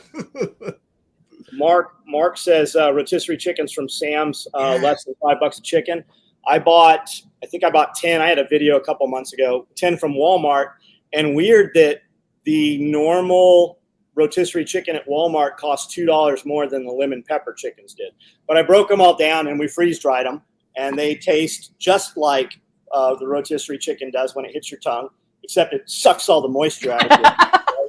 You're making like chicken chips, but you can rehydrate them. We've rehydrated those. We've rehydrated several kinds of chicken and cooked it in with eggs. We've also used freeze-dried eggs and fed them to our employees, and not a single one of them said, "Hey, what's up with these eggs?" Nobody they didn't know. Yeah, they don't. If you do the freeze-dried eggs right, they don't know. I did that at my workshop, not as a manipulation, but just because we ran out of fresh eggs and we got into the freeze-dried eggs. And they ended up mixing it, I think, 50-50. But people were like, really? Those are freeze-dried eggs today? I was like, yeah, well, I mean, I might as well use the bounty from here to feed people here, right? Yeah. Yep. So the reason I don't know full muscle versus ground meat is I have freeze-dried 0 just meat. I've always, when I make a stew, which is a lot, because when you're eating keto, one of the things you can do is make a stew without any flour in it or any carbs in it, and it's actually delicious and it's easy to cook. When I have leftovers or a chili, I'll put those in, and then I have a ready to go meal for the road, because for me it's really nice to have a few bags of something I can eat in case I'm somewhere where there's nothing that I should eat. And so having it all spiced and ready to go, and I just pour a little water in, that is perfect. So I haven't done just solo meat stuff. Mostly I do milk and eggs. That's the most of what goes through my freeze dryer, because that's what I have the surplus of. And this year I did broccoli, though. That's something that was surprising. Like, I scored the rest of the crop of broccoli this year, and I freeze dried it without any salt or anything on it, and I tasted it, and I became instantly aware that I should have put like salt and garlic or salt and hot pepper on it, because it's like a chip, but it's broccoli, so it's not a chip. And I was like, oh, that would make really good road food. But if you freeze dry broccoli, your entire house is going to smell like farts. You freeze dry shrimp or you freeze dry any fish, your entire house is going to smell like fish. And I mean, like, for a week. You're going to smell it every day when you come home, even after the fact. We freeze dried a bunch of cans, big cans of shredded chicken, right? Like canned chicken. The entire building smelled like tuna fish for almost a week and a half. After the fact, it was bagged up. Everything was put away. Everything was cleaned. We ran multiple loads of other stuff. The entire building smelled like tuna fish when we ran chicken, canned chicken. Oh, man. So my freeze dryer is not in my house, so I don't know these things. Yeah. That's important to know. I'll add that to my freeze dryer class. That's a great idea for the Sam's Club / Costco chickens. I wouldn't even have thought of that. We honestly, we have little Chihuahua dogs. We feed them almost exclusively rotisserie chicken because it's cheap and healthy for them, and they love it. I'll pick up 5 or 6 of them, bring them home. We debone them, put them in a bag in the fridge, and spoon it out. Put it on a plate for them, and they love it. And that's what's that? Sorry, the cleanup's easy. Oh, I guess it is. Yeah, and by the time you travel with a rotisserie chicken and get home, it's already cooled off. Walmart's 15 minutes from the building to Walmart. So she'll bring rotisserie chickens home. I'll take 6 of them and just break them down and eat probably half of it while I'm doing it. Put them in a bowl, and then it just goes in the refrigerator. So we typically, for 2 or 3 days, have rotisserie chicken. And then when I'm hungry, I'll just eat a bunch of rotisserie chicken, or with an apple or with some pepperoni or something. I eat that pretty frequently. Easier than the rotisserie chickens to feed dogs, but you probably wouldn't do it because you have indoor animals. We feed our dogs rabbits, whole entire rabbits, but the cleanup, you would have blood everywhere, whereas we don't have that issue. Yep. Raw chicken, you can buy raw whole chickens, and your dogs can eat the chicken bone. They will chew the bone up, chew the marrow up, but then again, cleanup is an issue. Yeah. So I'm sure everybody knows this, but just talking about this, I fed a dog, one of my dogs, some meat out of a slow cooker one time that had a bone in it. I ended up killing my dog. So I felt like a bag of shit. It got in her guts, and anyway. So just remember that. I always share that story as often as I can because I wasn't thinking about it. It was a slow cooked roast. Put it down, and she ended up gnawing on the and it was a Chihuahua again, of course, right? But she gnawed on the bone, got a bunch of it in there, and it all got bound up in her guts. And so PSA for people out there who slow cook things. So once bones are cooked, dog digestive systems can't do it unless you pressure cook them till they're mush. Nothing. Yeah, exactly. Basically. So if you slow cook or something and you want to feed it to your animal, it has a bone, I would pressure cook it and make it into mush. Raw bones are fine cooked or not because they splinter, right? When you hear about shards and stuff, that doesn't happen with raw, uncooked bone. That's cool. Yeah. I just share my mistakes so people know because it's one of those things. Yeah. It's like, so this one's, I thought chicken bones were bad for animals. It's only if they're cooked. Yep. And those are more splintery than beef ones. But I actually had my dog at the vet this week, first in the morning yesterday, because I gave her a piece of fish skin and she immediately started coughing. We're like, shit, there was a fish bone in there, right? And 2 days later, she was still coughing. So I brought her in at 8 a.m. I'm like, hey, I don't have my car for the day, but I'm dropping this dog because I think she has a bone stuck in her throat. And like, eventually that's going to swell up or something. So I have to figure out what I'm going to do. And they're like, well, can you leave her here all day? I'm like, sure. And then the doctor comes out. He's like, I'll see her right now if you can wait. I'm like, I can wait. She had an upper respiratory infection. There was no bone, but I was just like, man, fish bones, those can just like, So yeah, bones in dogs, not good. Not good. Raw bones are okay though, as you've said like 9 times. Okay, I got a question here, Starred. How do you guys approach business goals? Example, budgeting, growth in sales, and marketing plans. I'm in HVAC. I always like to hear how others approach their business practice. I spend all my money until my bank account is negative, and I'm super motivated the next day to make some money. And I know you think that I say that as a joke, but there's probably half a dozen No, I times 100% believe you. Like if you see me hustling, it's because I want something, right? If you see a bunch of new product, you see a bunch of new social media. When I don't post on social media, it's $3,000 less in sales. If I make no social media posts of gear, I make $3,000 less that day. If I make a post the next day, there is always an additional $3,000 to $5,000 of gear. So it is very important that I do that. If you see a lot of movement and a lot of, man, John's hustling, you know that I just bought something that I couldn't afford or should not have bought. And I don't, because I'm terrible about saving for things, because I impulse a lot of things. I do too. I'm terrible about saving towards something, because by the time I have it, I'm like, oh, this car is $200,000 that I want. And then if I have $200,000, I'm like, I'm not going to buy that fucking car. I'm going to buy another piece of property. So I just do it and commit to it and overextend it. And it's burn the boats. And a lot of people always have problems with that. And I think a lot of population in society can't or won't do that because they know they're weak. They will not do that, right? When I do something absolutely insane, I am always going to have the solution and hustle and make the money to compensate. And every time I do that, there's momentum on the backside, and we make a lot more money than we had. Because when I'm comfortable, I am complacent. And if I am comfortable, I'm a very, very lazy person, just naturally. So I get it.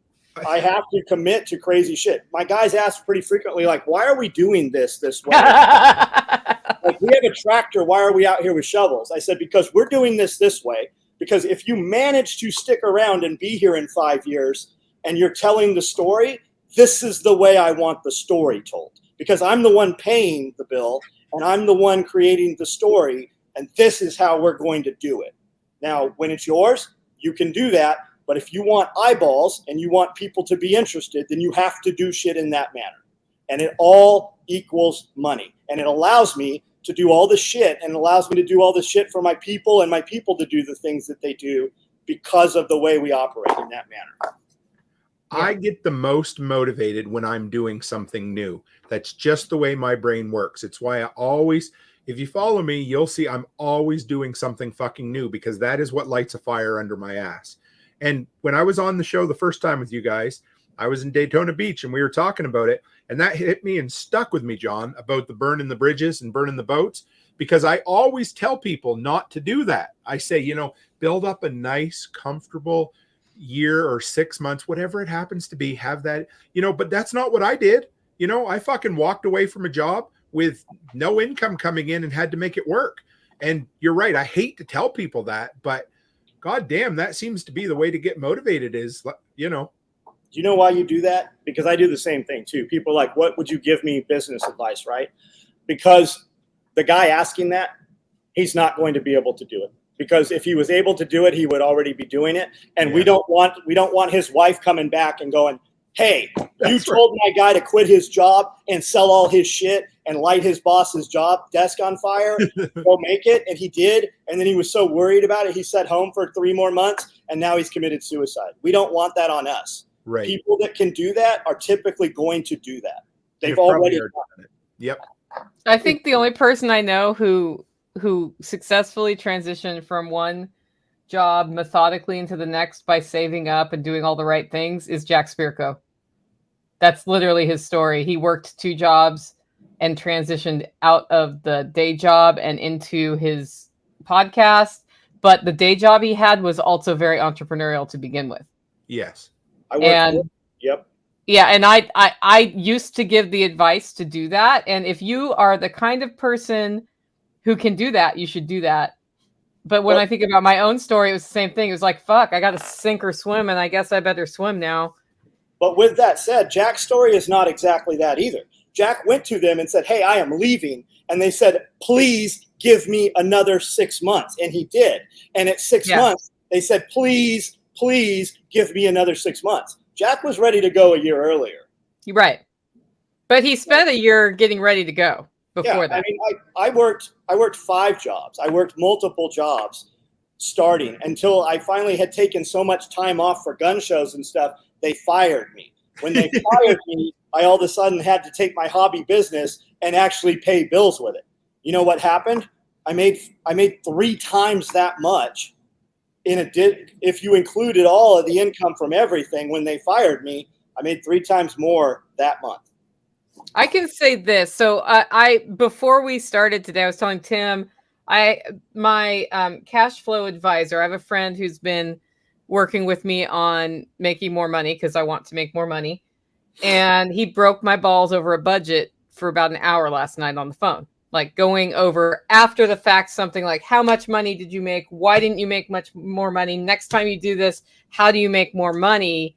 And what I realized, and this is sort of how I approach things, I tend to be very project based, and I map out some of the communications in advance for marketing. And I have an idea of what the message is because that's my background. But the way I prioritize business development is I look retroactively at like what went well, what didn't go well financially. I'll also be like, did I lose money on that? Did I make money on that? And the things I've made money on, I ask why and how can I make more? Right. That's where I've gotten to in the last few years is just like, okay, this barely broke even and it took a lot of time. How do we make more money next time? What add-ons could like John's candy? Like how do we add the Nicole sauce version of John's bag of candy to the same ship bag so that there's more income per sale or more income per project? And that's really helped me this year. And that guy he calls me every so often, every few months, and he will like literally say, you know, this event or this part of your coffee business, and he'll start just hammering me with questions. And I've now learned I have to have a spreadsheet for everything so I can look at it when he calls me and I can answer that question. It's been really good for me. Is that John? No. Okay. I'm not going to say who it is because he's not anybody we know, but he's somebody you're going to meet. I will tell you when you meet him. He's really like what he does best is make money. Sometimes you just need a guy removed to look at the stuff. I'm in a mastermind group. It costs $300 a week to be in that group. We do 1 hour. He does a live video, and you can type just like we're typing here on the side, right?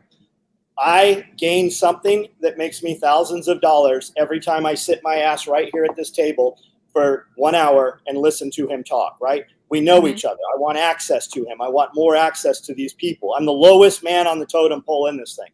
My buddy runs a heat and air business. He comes in here yesterday. I'm like, what are your membership levels on your YouTube channel? He's like, I have 5. It's $500 to be on level 5. Okay, what do we get for $500?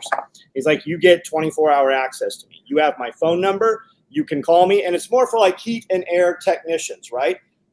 Samsung pays this kid a shit ton of money to drive in and do seminars on how to install new product. They don't even have new product. Like they're 50 to 60 months out on any commercial units right now. He's like, I have a request for quote. I have 40 quotes a day requesting new property projects. All these guys are selling these properties in New York, coming buying 100 acres, and they're building 9,000 square foot houses. Nobody can get AC units. He's like, I'm not even bidding those jobs.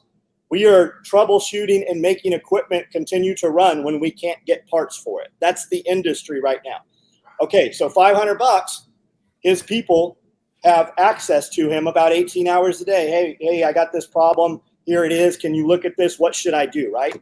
That's worth a bunch of texts, giving him $500 a week or a month to have access to him. Level 4. What do you get for level 4? What does that cost? You have tons of people buying mini split units right now. Everybody feels that contractors are robbing them and putting them in. A mini split unit, depending on how many heads and the size and everything, $700,000, but guys are getting charged $2,000. I understand that because you want it done today. The price is $3,000. I understand that. But a lot of homeowners are putting in mini splits. So he has a program where you buy access to him and he will walk you through while you do your install. Any questions you have in that 24-hour period, you have access to him. What's that worth? $100? $200? There's always a way to make money. You just need somebody to, like, we bounce ideas off. And every time I talk to one of these guys, I'm like, holy shit, we should be doing exactly what I'm telling him to do. We should be doing also on our YouTube. Yeah, I think every time I have taken, like, been sort of growing, and then step change, like where it just goes up, there has been somebody I talked to or somebody who, without me asking to mentor me, has mentored me. I've been mentored by so many people, and all I had to do was hear what they were saying and do something with it. Yep. And I think the thing that gets in people's ways is they don't hear. They're like, well, that's different than what I'm doing now, so it's wrong, or I can't. I can't themselves out of doing it. And if you just hear and then start taking a step and then take a second step, it's amazing what you can change. And I think it's just a lifelong journey. We've talked to people and they're like, here's a really simple idea that you never thought of. And you're like, damn, I wish I would have thought of that 10 years ago. And then you go do it and everything is easier because of it, or better. And it's action. And when you start having that revenue come in, you're able to quit and free up a lot of other time, right? Well, I don't know if I want to take this task on because I'm already working 16 hours. I don't know if I want to work 18. If you can push through and work 18 hours for a few weeks or months and get that in place, you'll be amazed at all the minuscule bullshit you can stop doing, or you can hire, like having a guy that cooks is enormous. Like when Josh came here, he's like, I'm going to be your chef. I'm like, I don't know if I can afford this guy. The money we paid him, and we paid him way more than he even asked for after being here a month or two, saved so much money being able to go in the kitchen and having a selection, right? I was eating 7 times a day, getting ready for a bodybuilding show. And Josh prepped I was eating 5 meals that were fish, but they don't taste like fish, right? He's a master chef. So just to have a dude for instance, right, to remove that from you and have those meals prepped, and we'd go out to dinner and he'd go because he wanted to see what I was ordering. He wanted to see what I enjoyed, what I didn't like.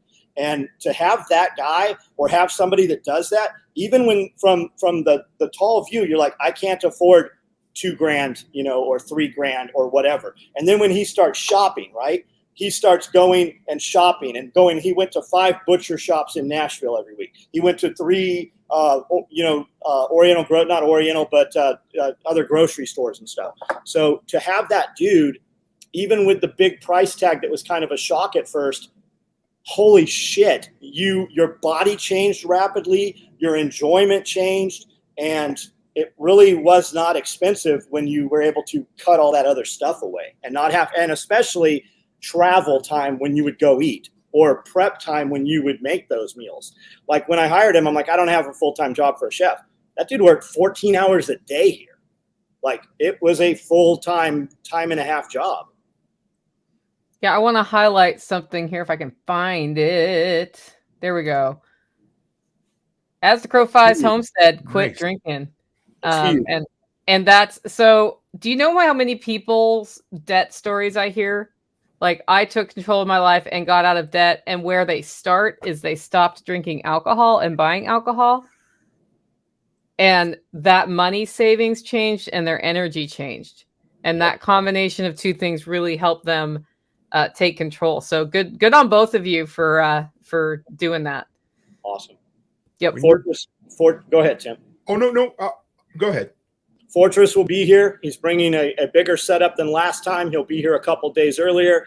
If you want to see these dogs that literally are like getting smacked by a missile, you want to see them climb ladders, you want to see them walk tight ropes, you want to see what the capability of these animals is, he will be here and he will be doing a much longer, larger demonstration than the last event. It's well worth coming to see these animals.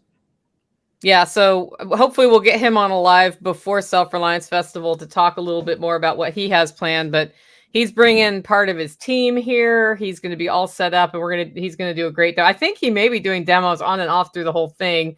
We have some time set aside for Fortress K9 to do the demos where there is not something also on the big stage, just so people, because we always have simultaneous things going on, but where he's going to be is kind of near the big stage. So we wanted to make sure there wouldn't be like crossover, and that, because I know last time his presentation was awesome and everybody's like, yeah, but we want to see the dogs work. And so this time we're going to see the dogs work. One of the even cooler things for the guys that were there when it actually happened, we were all sitting around bullshitting inside with Drac, who does all the 3D printing stuff. And he was like, hey, I need this thing to fit this thing. And my guy started pulling it apart, right? We wanted to push to talk to where we could calm. So the dogs wear hearing protection, and the dogs wear goggles, and they wear a head, like a helmet, right? It's badass. But we couldn't make it work. So Drac took it apart, took a control board out of one of the Surefire flashlights. Now all of a sudden this thing exists, right? So how do we put this together? And it happened right there. Whereas, hey, call me. I'm like, no, that's bullshit. You guys are both here. Let's fucking do this right now. And it happened. Like it's done. It exists now. I think that's what I always talk about. Like the power of being in person. If you put doers in person and you do something, things happen. Yeah. If you just talk about doing it, like we'll have a call next week. Yeah, I don't have meetings. Like I'm definitely not going to have a meeting to have a meeting. That's why I don't talk on the phone, because you can tell me what the fuck you want in one sentence, and I can either ignore you or pass it to the other 3 people that'll make it happen. I don't understand. Let's have a meeting to have a meeting and have a call to plan. Like it's hard you notice I don't ever sit down when I do these videos. If I sit down, I fall asleep. That would make an interesting video for everybody. John Willis falling asleep on live camera. Yeah, I don't sit for very long. Yeah. Cool. As far as making space, you're talking about, freeing up to do other things. For us in my business, the more I focused on the things that made the most money and for the least amount of time, I started feeling lazy at first because I was making more money working less. So that's when I started launching my content creation, and I was able to fill in all that dead space with something that kind of got my brain going. And for anybody interested, I mean, not to talk too long about it, but it takes a while to build a content creation platform that actually makes you money. So, and you need to be committed to it for a year or two before you even start, But yeah, so I made $1,000 from YouTube and Amazon last month, and I was fucking proud of that. But that was all because I freed up enough time in my other business by making enough money from the things that took the least amount of time, if that makes sense. Yep. I love this comment by Life Done Free. I used to think it was money management, then it was time management. I now focus on energy management. Oh, I like that. Yeah. When you break things down that you're doing to dollars per minute, it's a very different view, right? Everybody thinks they've made it when they made $1 million. $1 million isn't shit anymore. Like dudes are like, hey, what should I do with 10 grand? What should I invest in? You should invest in you. You should learn some skills that will make you more money. If you want to make $1 million, you need to know how much money you need to make every day to make $1 million. And then you need to break that down into hours. And then all the dumb shit you do through the day, like sitting for 40 minutes on the toilet with this thing. How much money did you just lose out of that $1 million while you were 17 minutes on the toilet looking at fucking TikTok, right? And when that's in your head, you view things very differently, very differently. That's what I did my first couple of years. I figured out how much I needed to make every single day so that I could break 6 figures. And I think it took me 2 years to do it, but I got there. And you do, and you have it in mind. And then, like I said, we invested in other businesses, and it compounds after a while. And then it's access, right? You need 1,000 true fans, followers, customers, clients, whatever we want to call them. But it has to be real, right? There has to be true value there. So once you have 1,000, well, they give you $5, right? $5,000 a month is more than most people in the United States have ever made in their life.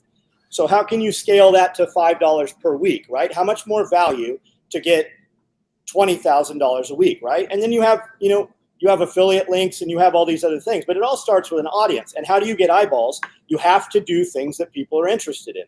Whatever that is, they will come as long as you create content that's, not bullshit. So many people want to short circuit that right there. They want to go, if you go on TikTok and you see all these, how to make $1 million with affiliate sales. All they want you to do is do the fucking affiliate sales. But you need, and not just, you need an audience, but it needs to be a community. And you need to give to those people because you want to, not because you want to make money off them. You want to build a community around it. And when you do that, then the support will come. Everybody wants to short circuit it, jump past it all, sell to some non-existent fucking audience that doesn't exist because I spent $300 on a masterclass course once that told me to sell affiliate links and do an online course, but you got no eyeballs to sell it to. And half the masterclasses, you show up and it's, hey, do a masterclass, right? It's just fucking multi-level marketing. It's a fucking pyramid scheme. It is 100%. Yeah. And then access, right? How much value when you talk to a guy that is in a different business but a successful business, it's having that guy not involved in your shit, looking at your shit. You have access to them, right? What value would that be to be able to have a 30-minute phone call or a 30-minute video conference with a person that is not here where all the eyes are, right? Where you can have true unhindered communication and you can say whatever you want without worried about being demonetized or throttled back or whatever, right? So to have that access, so once you have the eyeballs and you have the content and you have the audience, then to have that next level, right? They will monetize that. They will pay you for that time. It's about access. And your time's worth it too for people. It is, and you need to know. Well, people need to know that. And I a lot of times, I always, I don't know. I call myself a drive-by encourager. I always try to, whenever I talk to somebody, find out what they're doing and encourage the hell out of them. And when people reach out to me and say, how do I start a content creation? How do I start a handyman? Well, I will take the time to email them back and send them a nice response. And if they, yes, exactly. And if they take action on that, fucking right, I'll help them again. But if they don't, I can't. I'm sorry. There's enough people that want, to find out what they should do next. But so many people ask. That's why I create a lot of these videos, because so many people ask, how do I do this? And I'm like, here's the video. And if they come back and they want more and they've done something with it, then go for it. Like I talk about Brian from the Lots Project. We first started talking about he started talking about putting together the Fireside Freedom. And you get that a lot. I probably had 24 people come to me around that same time saying, I want to build this. I want to build that. Well, fucking Brian's put his money where his mouth is. And he's put out 5 fucking podcasts every day of the, one podcast every day of the week, 5 days a week for the last solid year. And he's building a brand and he's building content, and it's awesome. But for every Brian, there's 20 people who email you and say, how do I do this? And that's the end of their response. I know the Lots Project online, and I communicate with them. Amanda, until last night, I didn't know that I actually stood for hours and talked to him and his wife at the expo, right? Bald girl, unicycle. I'm like, holy shit, totally know who she is. I follow the St. Bernard dog Instagram. Yeah. And now she's been doing this earthing thing for 30 days where she's walked barefoot for the entire 30 days, right? But I didn't put that together that I actually knew them until 10 o'clock last night. That's funny. It happens, and people don't. There's another thing for consistent branding across social media, because I'll talk to somebody in one platform and they're like, it'll be so-and-so's name. And then later on I'll meet them and we'll be talking again. And they're like, oh, I'm like, just have your same. No, they're good at that. But that's one reason that a lot of times people fall through the cracks. Yeah. I don't know why guys use different names all across all these platforms too. Like it's ridiculous.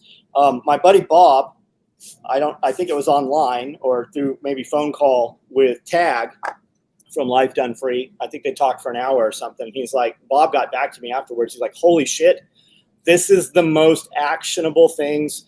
Like, this has put us so much further forward than all of the other stuff combined by just communicating and getting in touch with Tag. I think we should do a panel at Self-Reliance Festival about starting your content business or growing your content business, because we have so many people there who have done that. Yeah. Oh, I'd be down in a heartbeat. Love Yeah, it. because I will do one on prepping, but we have room for another one. So Sure. I say maybe more than one, because that's something everybody asks about. And the hard truth is, if you're starting your content business this week, next month it is not probably paying your bills. So some rare person can do that with a lot of investment or a lot of luck, but next month it's not paying your bills.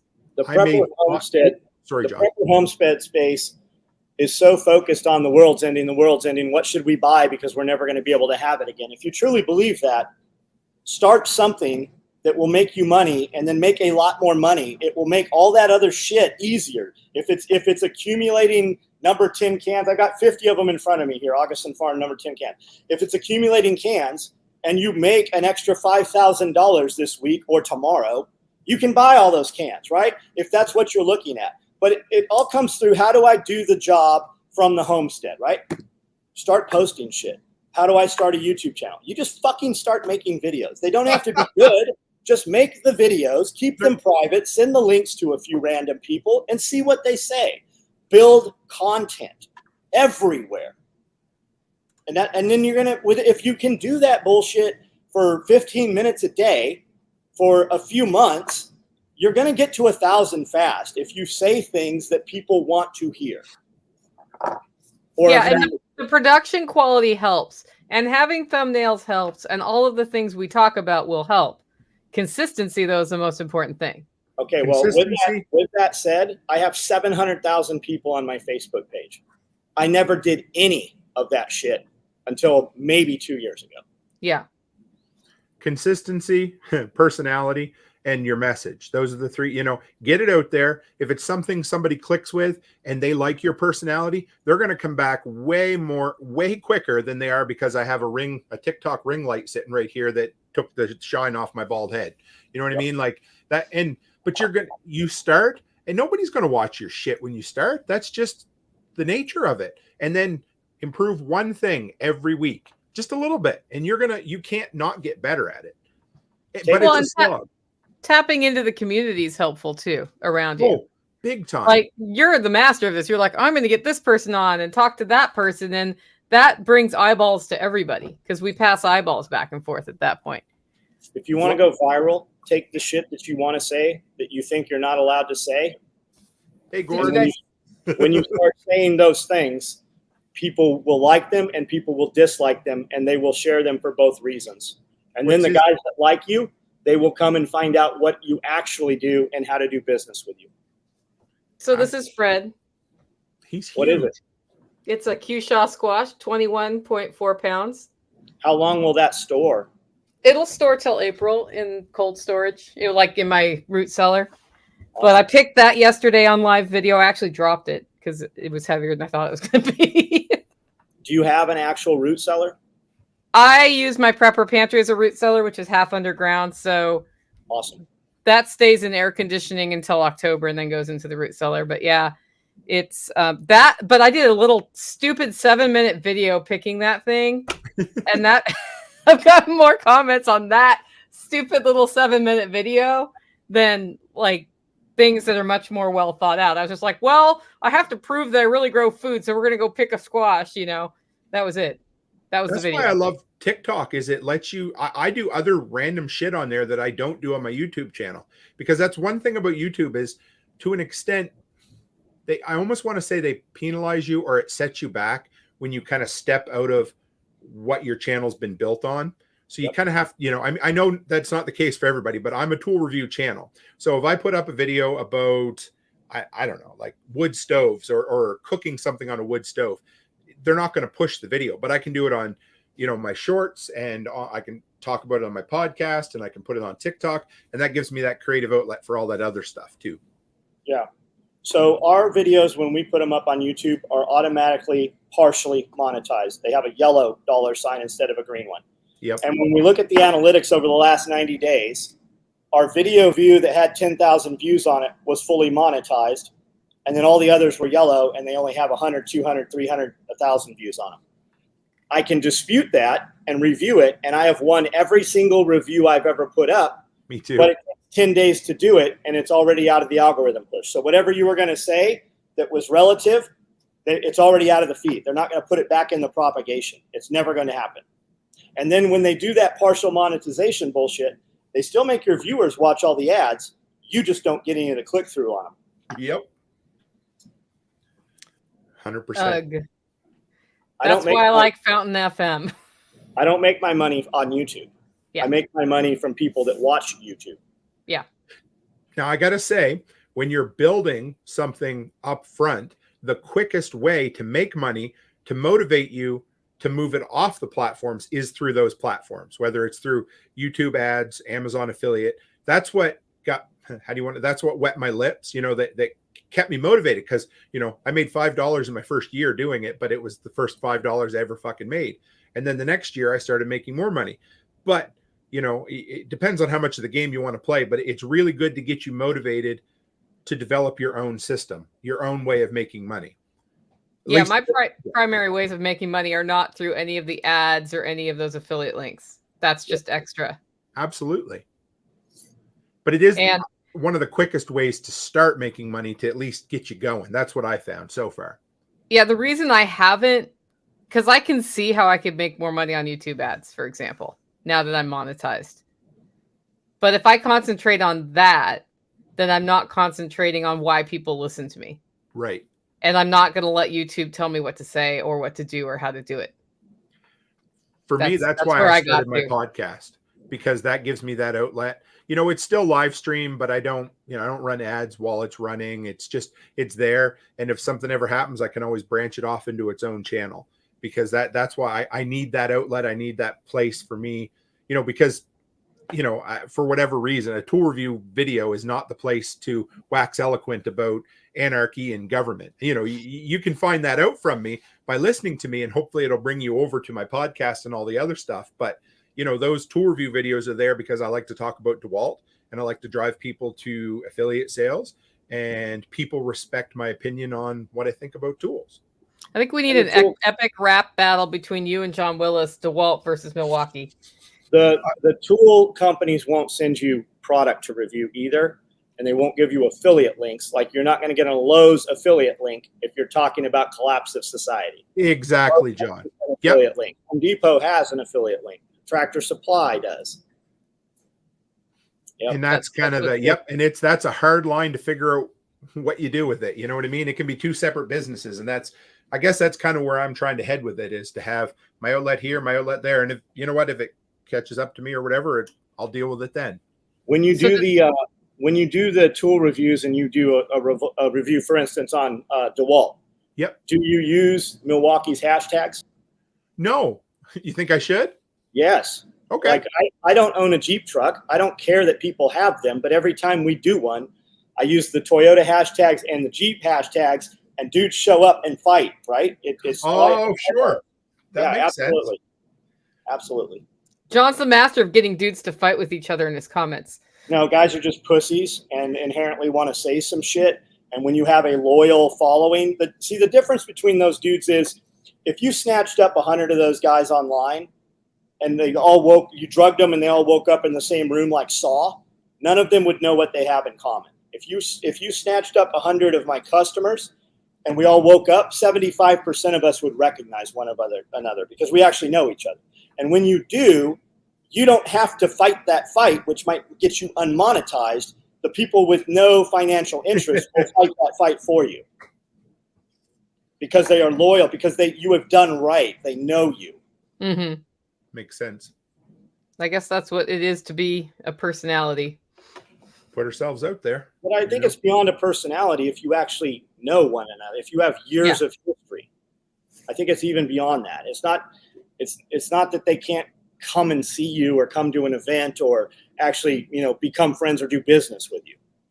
Whereas on the other side, it's just some dude, rather than just slipping, scrolling past or hitting block, they want to say some negative shit. A lot of people want to say some negative shit. Because the negative shit's easy and the positive shit leads to action, and they don't want to act. TikTok's horrible for that. The best advice John Willis ever gave me, he doesn't know this, was a text message on Facebook where I asked him his opinion about a business decision I was making. And he said, "Why do you care about my opinion? You should just make your decision, Nicole. Do it or don't do it." I was like, he's right. Was that the coffee thing? It was something coffee related. I think I was trying to figure out how to scale. I think it was the Kickstarter, which you launched going after 15,000 and closed at 30,000. Yeah. Yep. That was awesome. I was so proud. It was the best. He was like, he's right. It's my fucking business. I'm responsible. I just need to make the decision and go.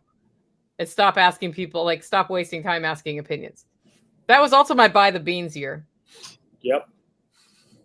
Still haven't made that t-shirt, but yeah. People are addicted to drama and junk. Yep. If it bleeds, it leads. Sure does. Good, yeah. I just try to stay away from the shit. I really do. I don't have, whatever, Yeah. That's why. So I've been reading this new, like, the Inflation Increasing Act. And, I'm interested in it because I want to know what its impact on my taxes is going to be personally, right?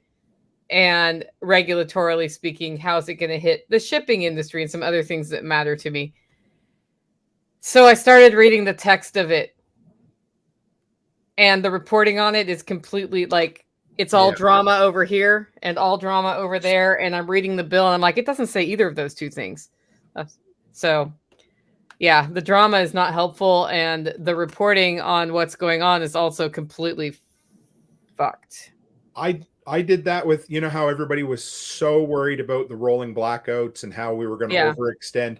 So I just went and found the report and I read it and I did a podcast episode on it. And it wasn't, was it great? No, it wasn't, but it was a hell of a lot better than what everybody was picturing because all they could see was that one graphic where the whole center of the United States was red because we were going to completely exceed our capacity. And was it a possibility? Sure. But it's a report that's put out every single year, but this year it was grabbed and people ran with it. And it's fun and it sells. It's fun and it sells, right? Yeah. So if you see, oh my God, my state's going to have rolling blackouts and I'm not going to have power half the time. Probably nice to have a big generator system. Probably be nice to have some portables. Probably nice to have some solar generators that are quiet, right? But most people can't afford that. You know how you could afford that? You could start your business and you could scale and not have to worry about any of that shit anymore. And then while you're amassing those things, you could build a media content company around those. And when you get a little bigger, those companies will give you all that shit to do reviews on them. And before you know it, you won't have to work that job that you don't really like working anymore. But it all requires action.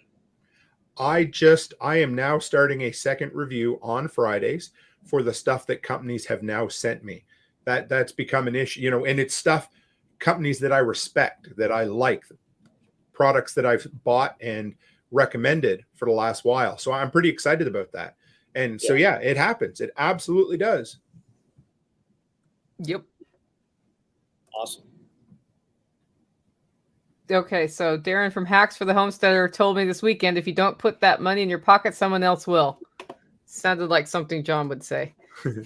I do say that. There's free money fucking everywhere. People are too lazy to go get it. Yep. GB, you going to be at the festival? You should be at the festival. Self-Reliance Festival is going to be awesome. I haven't even rolled out all the speakers yet, you guys. You should keep your eyes out because we're rolling out a few every few days now. So, hey, John, have you ever done product testing videos? So I picked when your wallet come in the mail, the first thing I thought is, I think I could fucking tow a truck with it. And so I was thinking, what I'd love to do is hang like a 20-pound weight off it and see if it held. Because I've never had a wallet that held like that. You know what I mean? Have you ever done shit like that? So we took 2 of our belts at Camp Pendleton and we towed we hooked it to a Humvee and a 5-ton. And then we hooked the 5-ton to a 5-ton and we towed the 5-ton. Nice. Right? Years later, we duplicated that. We did the same thing at the range over here with 2 excursions, 4-wheel drive low, brand new tires. And the trucks are, we get down to Bedrock and it's smoking. My brand new tires that had less than 1,000 miles, it had grooved and cut half the tread off my tires. The belts didn't stop functioning. The belts held. Fast forward to maybe 5 years ago, my friend runs a repair place. It's a huge National Guard unit outside of Nashville. And they have M60 battle tanks there.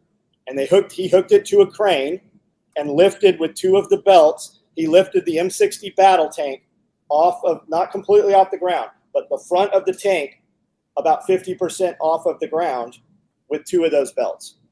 We took our tool bag and we filled it with gravel, and I have number 7 gravel, the bigger gravel out here, Yep. super sharp gravel. It's 38 pounds. We went on the back road back here with about 6 or 7 of us and 2 guys, 1 on each handle, and we threw them as high in the air as we could get them, and they would smash the ground. We went 0.6 of a mile before a piece of that gravel finally broke the zipper. The bag was fully still intact. All of our stitching was intact. The zipper failed. We've done that twice. Yeah, we used to take my LBVs and we would snap link them to a pull-up bar, and you'd have some smart ass kid come up, young Marines would come up and they're like, why does this rig cost $200?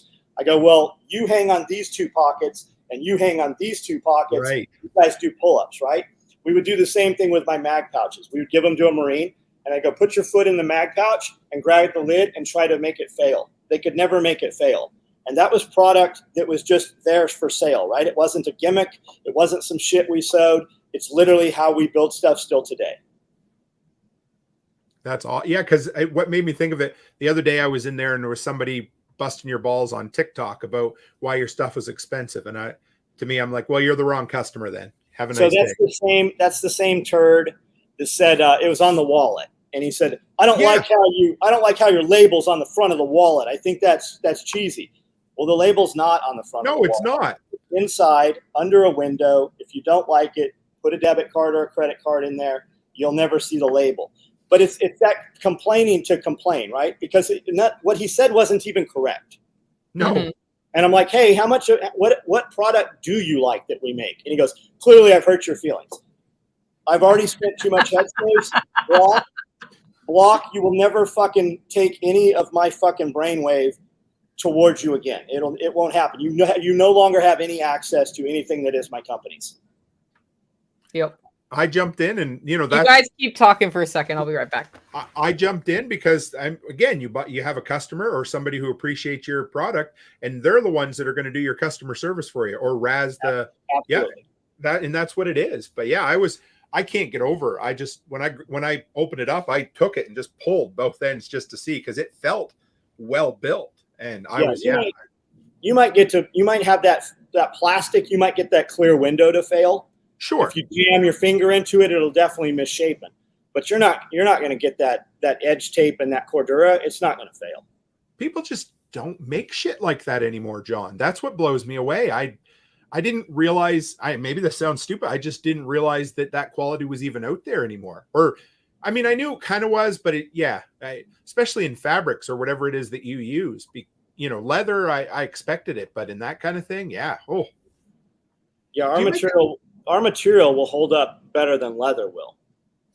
Like if you did abrasion testing, my material will hold up better than leather. If you do stretch and tensile strength, I guess that's tensile. I don't know. If you were clamp and pull them, our material will hold up better than leather, depending on the size and weight of leather. I love my belt, but well, what I love more the tool apron, the tool pouch. Yeah. Yeah, I've been eyeing up some tool of that apron. stuff. Yeah. Look, this little, what is that thing called? Tourniquet fits right in there. It's perfect. Fourth use for it. I keep thinking of different things. It's like you need a collection of them for different purposes. I use drywall screws or decking screws to put shit together all the time, right? So I've got screws in there. I have J-clips for the rabbit cage pliers in there. The hog ring pliers. Bits and drivers, right? And different screw nut drivers as well as Phillips drivers and stuff. So that's what fits in there. I can put, small hand shovels in there when I'm in the row house. You can use that thing for all kinds of stuff. Cool. Okay, well we're rounding the corner here, I think. Yeah, we've been well over 2 hours today. It's been a we good could just day. keep going, man. Oh, I know. I can talk all day. I built another deck this weekend, just for the record. This one was 16 by 31. So why don't you come out here and we'll sink a bunch of telephone poles and we'll build a stage and a pavilion Oh, I would. Sure. I think John needs one. Yeah. We do need one. We're We going to also put need to level that building. so the building needs to be leveled, and then we'll put the pavilion next to that building, like where that big, huge trailer is. We'll put it over for a stage. You've got no rocks in your ground, right? I do have rocks, but I have a high flow skid steer with augers. Nice. Takes care of most of that. Yeah. Yeah. I'm pretty lucky here. You don't ever hit a rock when you dig. It's crazy. We have rocks. I mean, you drill your lines or whatever, and if you hit a big rock, then you move all of your lines over 12 inches. Yeah. Understood. I get it.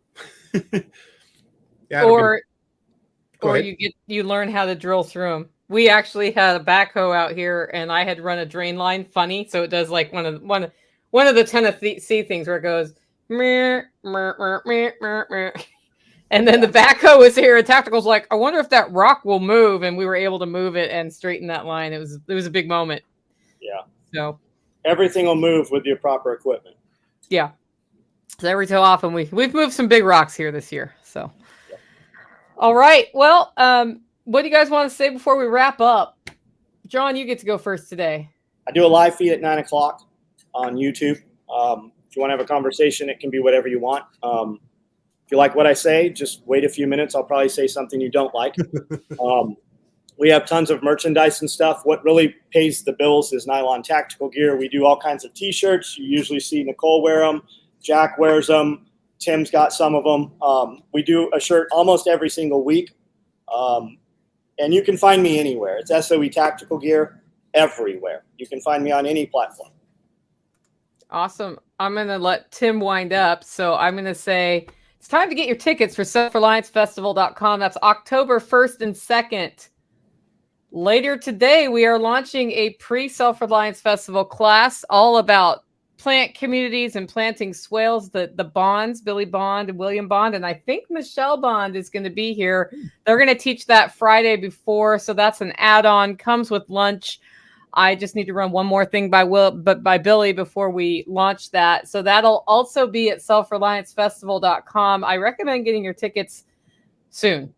Get them soon, because in the last 2 weeks, all of a sudden, they're starting to sell faster. And if you think you're coming and haven't gotten your ticket, you better get your ticket. Toolman Tim will be there speaking, as will a lot of people in the live feed. I saw Billy in the live feed. I saw Tag in the live feed. I saw, who else did I see? I saw Fortress Canine was in the live feed. A lot of people who were talking here, you're going to see.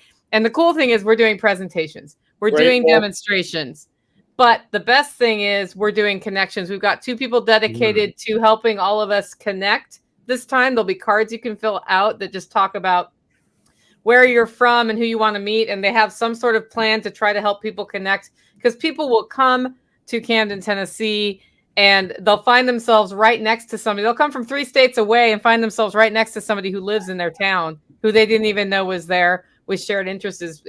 And we've seen a lot of communities come out of that. We may even see some Self-Reliance Festival spinoffs in other part of the country, which I think will be awesome. And the other thing is, don't forget to get your coffee at Holler Roast, but get your tickets at self-reliancefestival.com. Also, come into that class before the event. You're going to have maybe 60 to 100 people here, as opposed to 1,000. If you want to have one-on-one connections with these guys in town before they've been out in the sun for 2 days and before they've talked to 1,000 people, like, we hang out here in the building that evening, typically both nights, and there's some great conversations that are had that cannot be had on social media.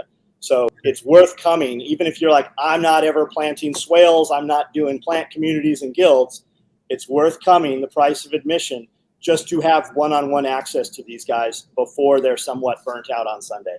And I can attest, as somebody who was never going to install aquaponics, I went to an aquaponics class anyway, and now all the aquaponics grows my food. So It happens. Tim, you get to wrap up today. I just thought it'd be fun to let you wrap up. Sure. Yeah. So the Workshop Podcast, that's where you can find me. We live stream every Thursday, Saturday, Sunday evening, 7:00 Mountain Time. It's a great community. The Telegram group is where it's at. I think we got like 135 people in there. That is the place to go if you want to be motivated, a kick in the ass, and have some ideas for building your business. Absolutely. Yeah, I love the people over there. They're as motivating to me as I am to them. So come by, check that out. And I am launching the Patch of the Month Club, the tactical patch or the morale patch, whatever you want to call it. It is going to be officially live tomorrow. You'll be able to find it at patchofthemonth.co. That's going to be my way.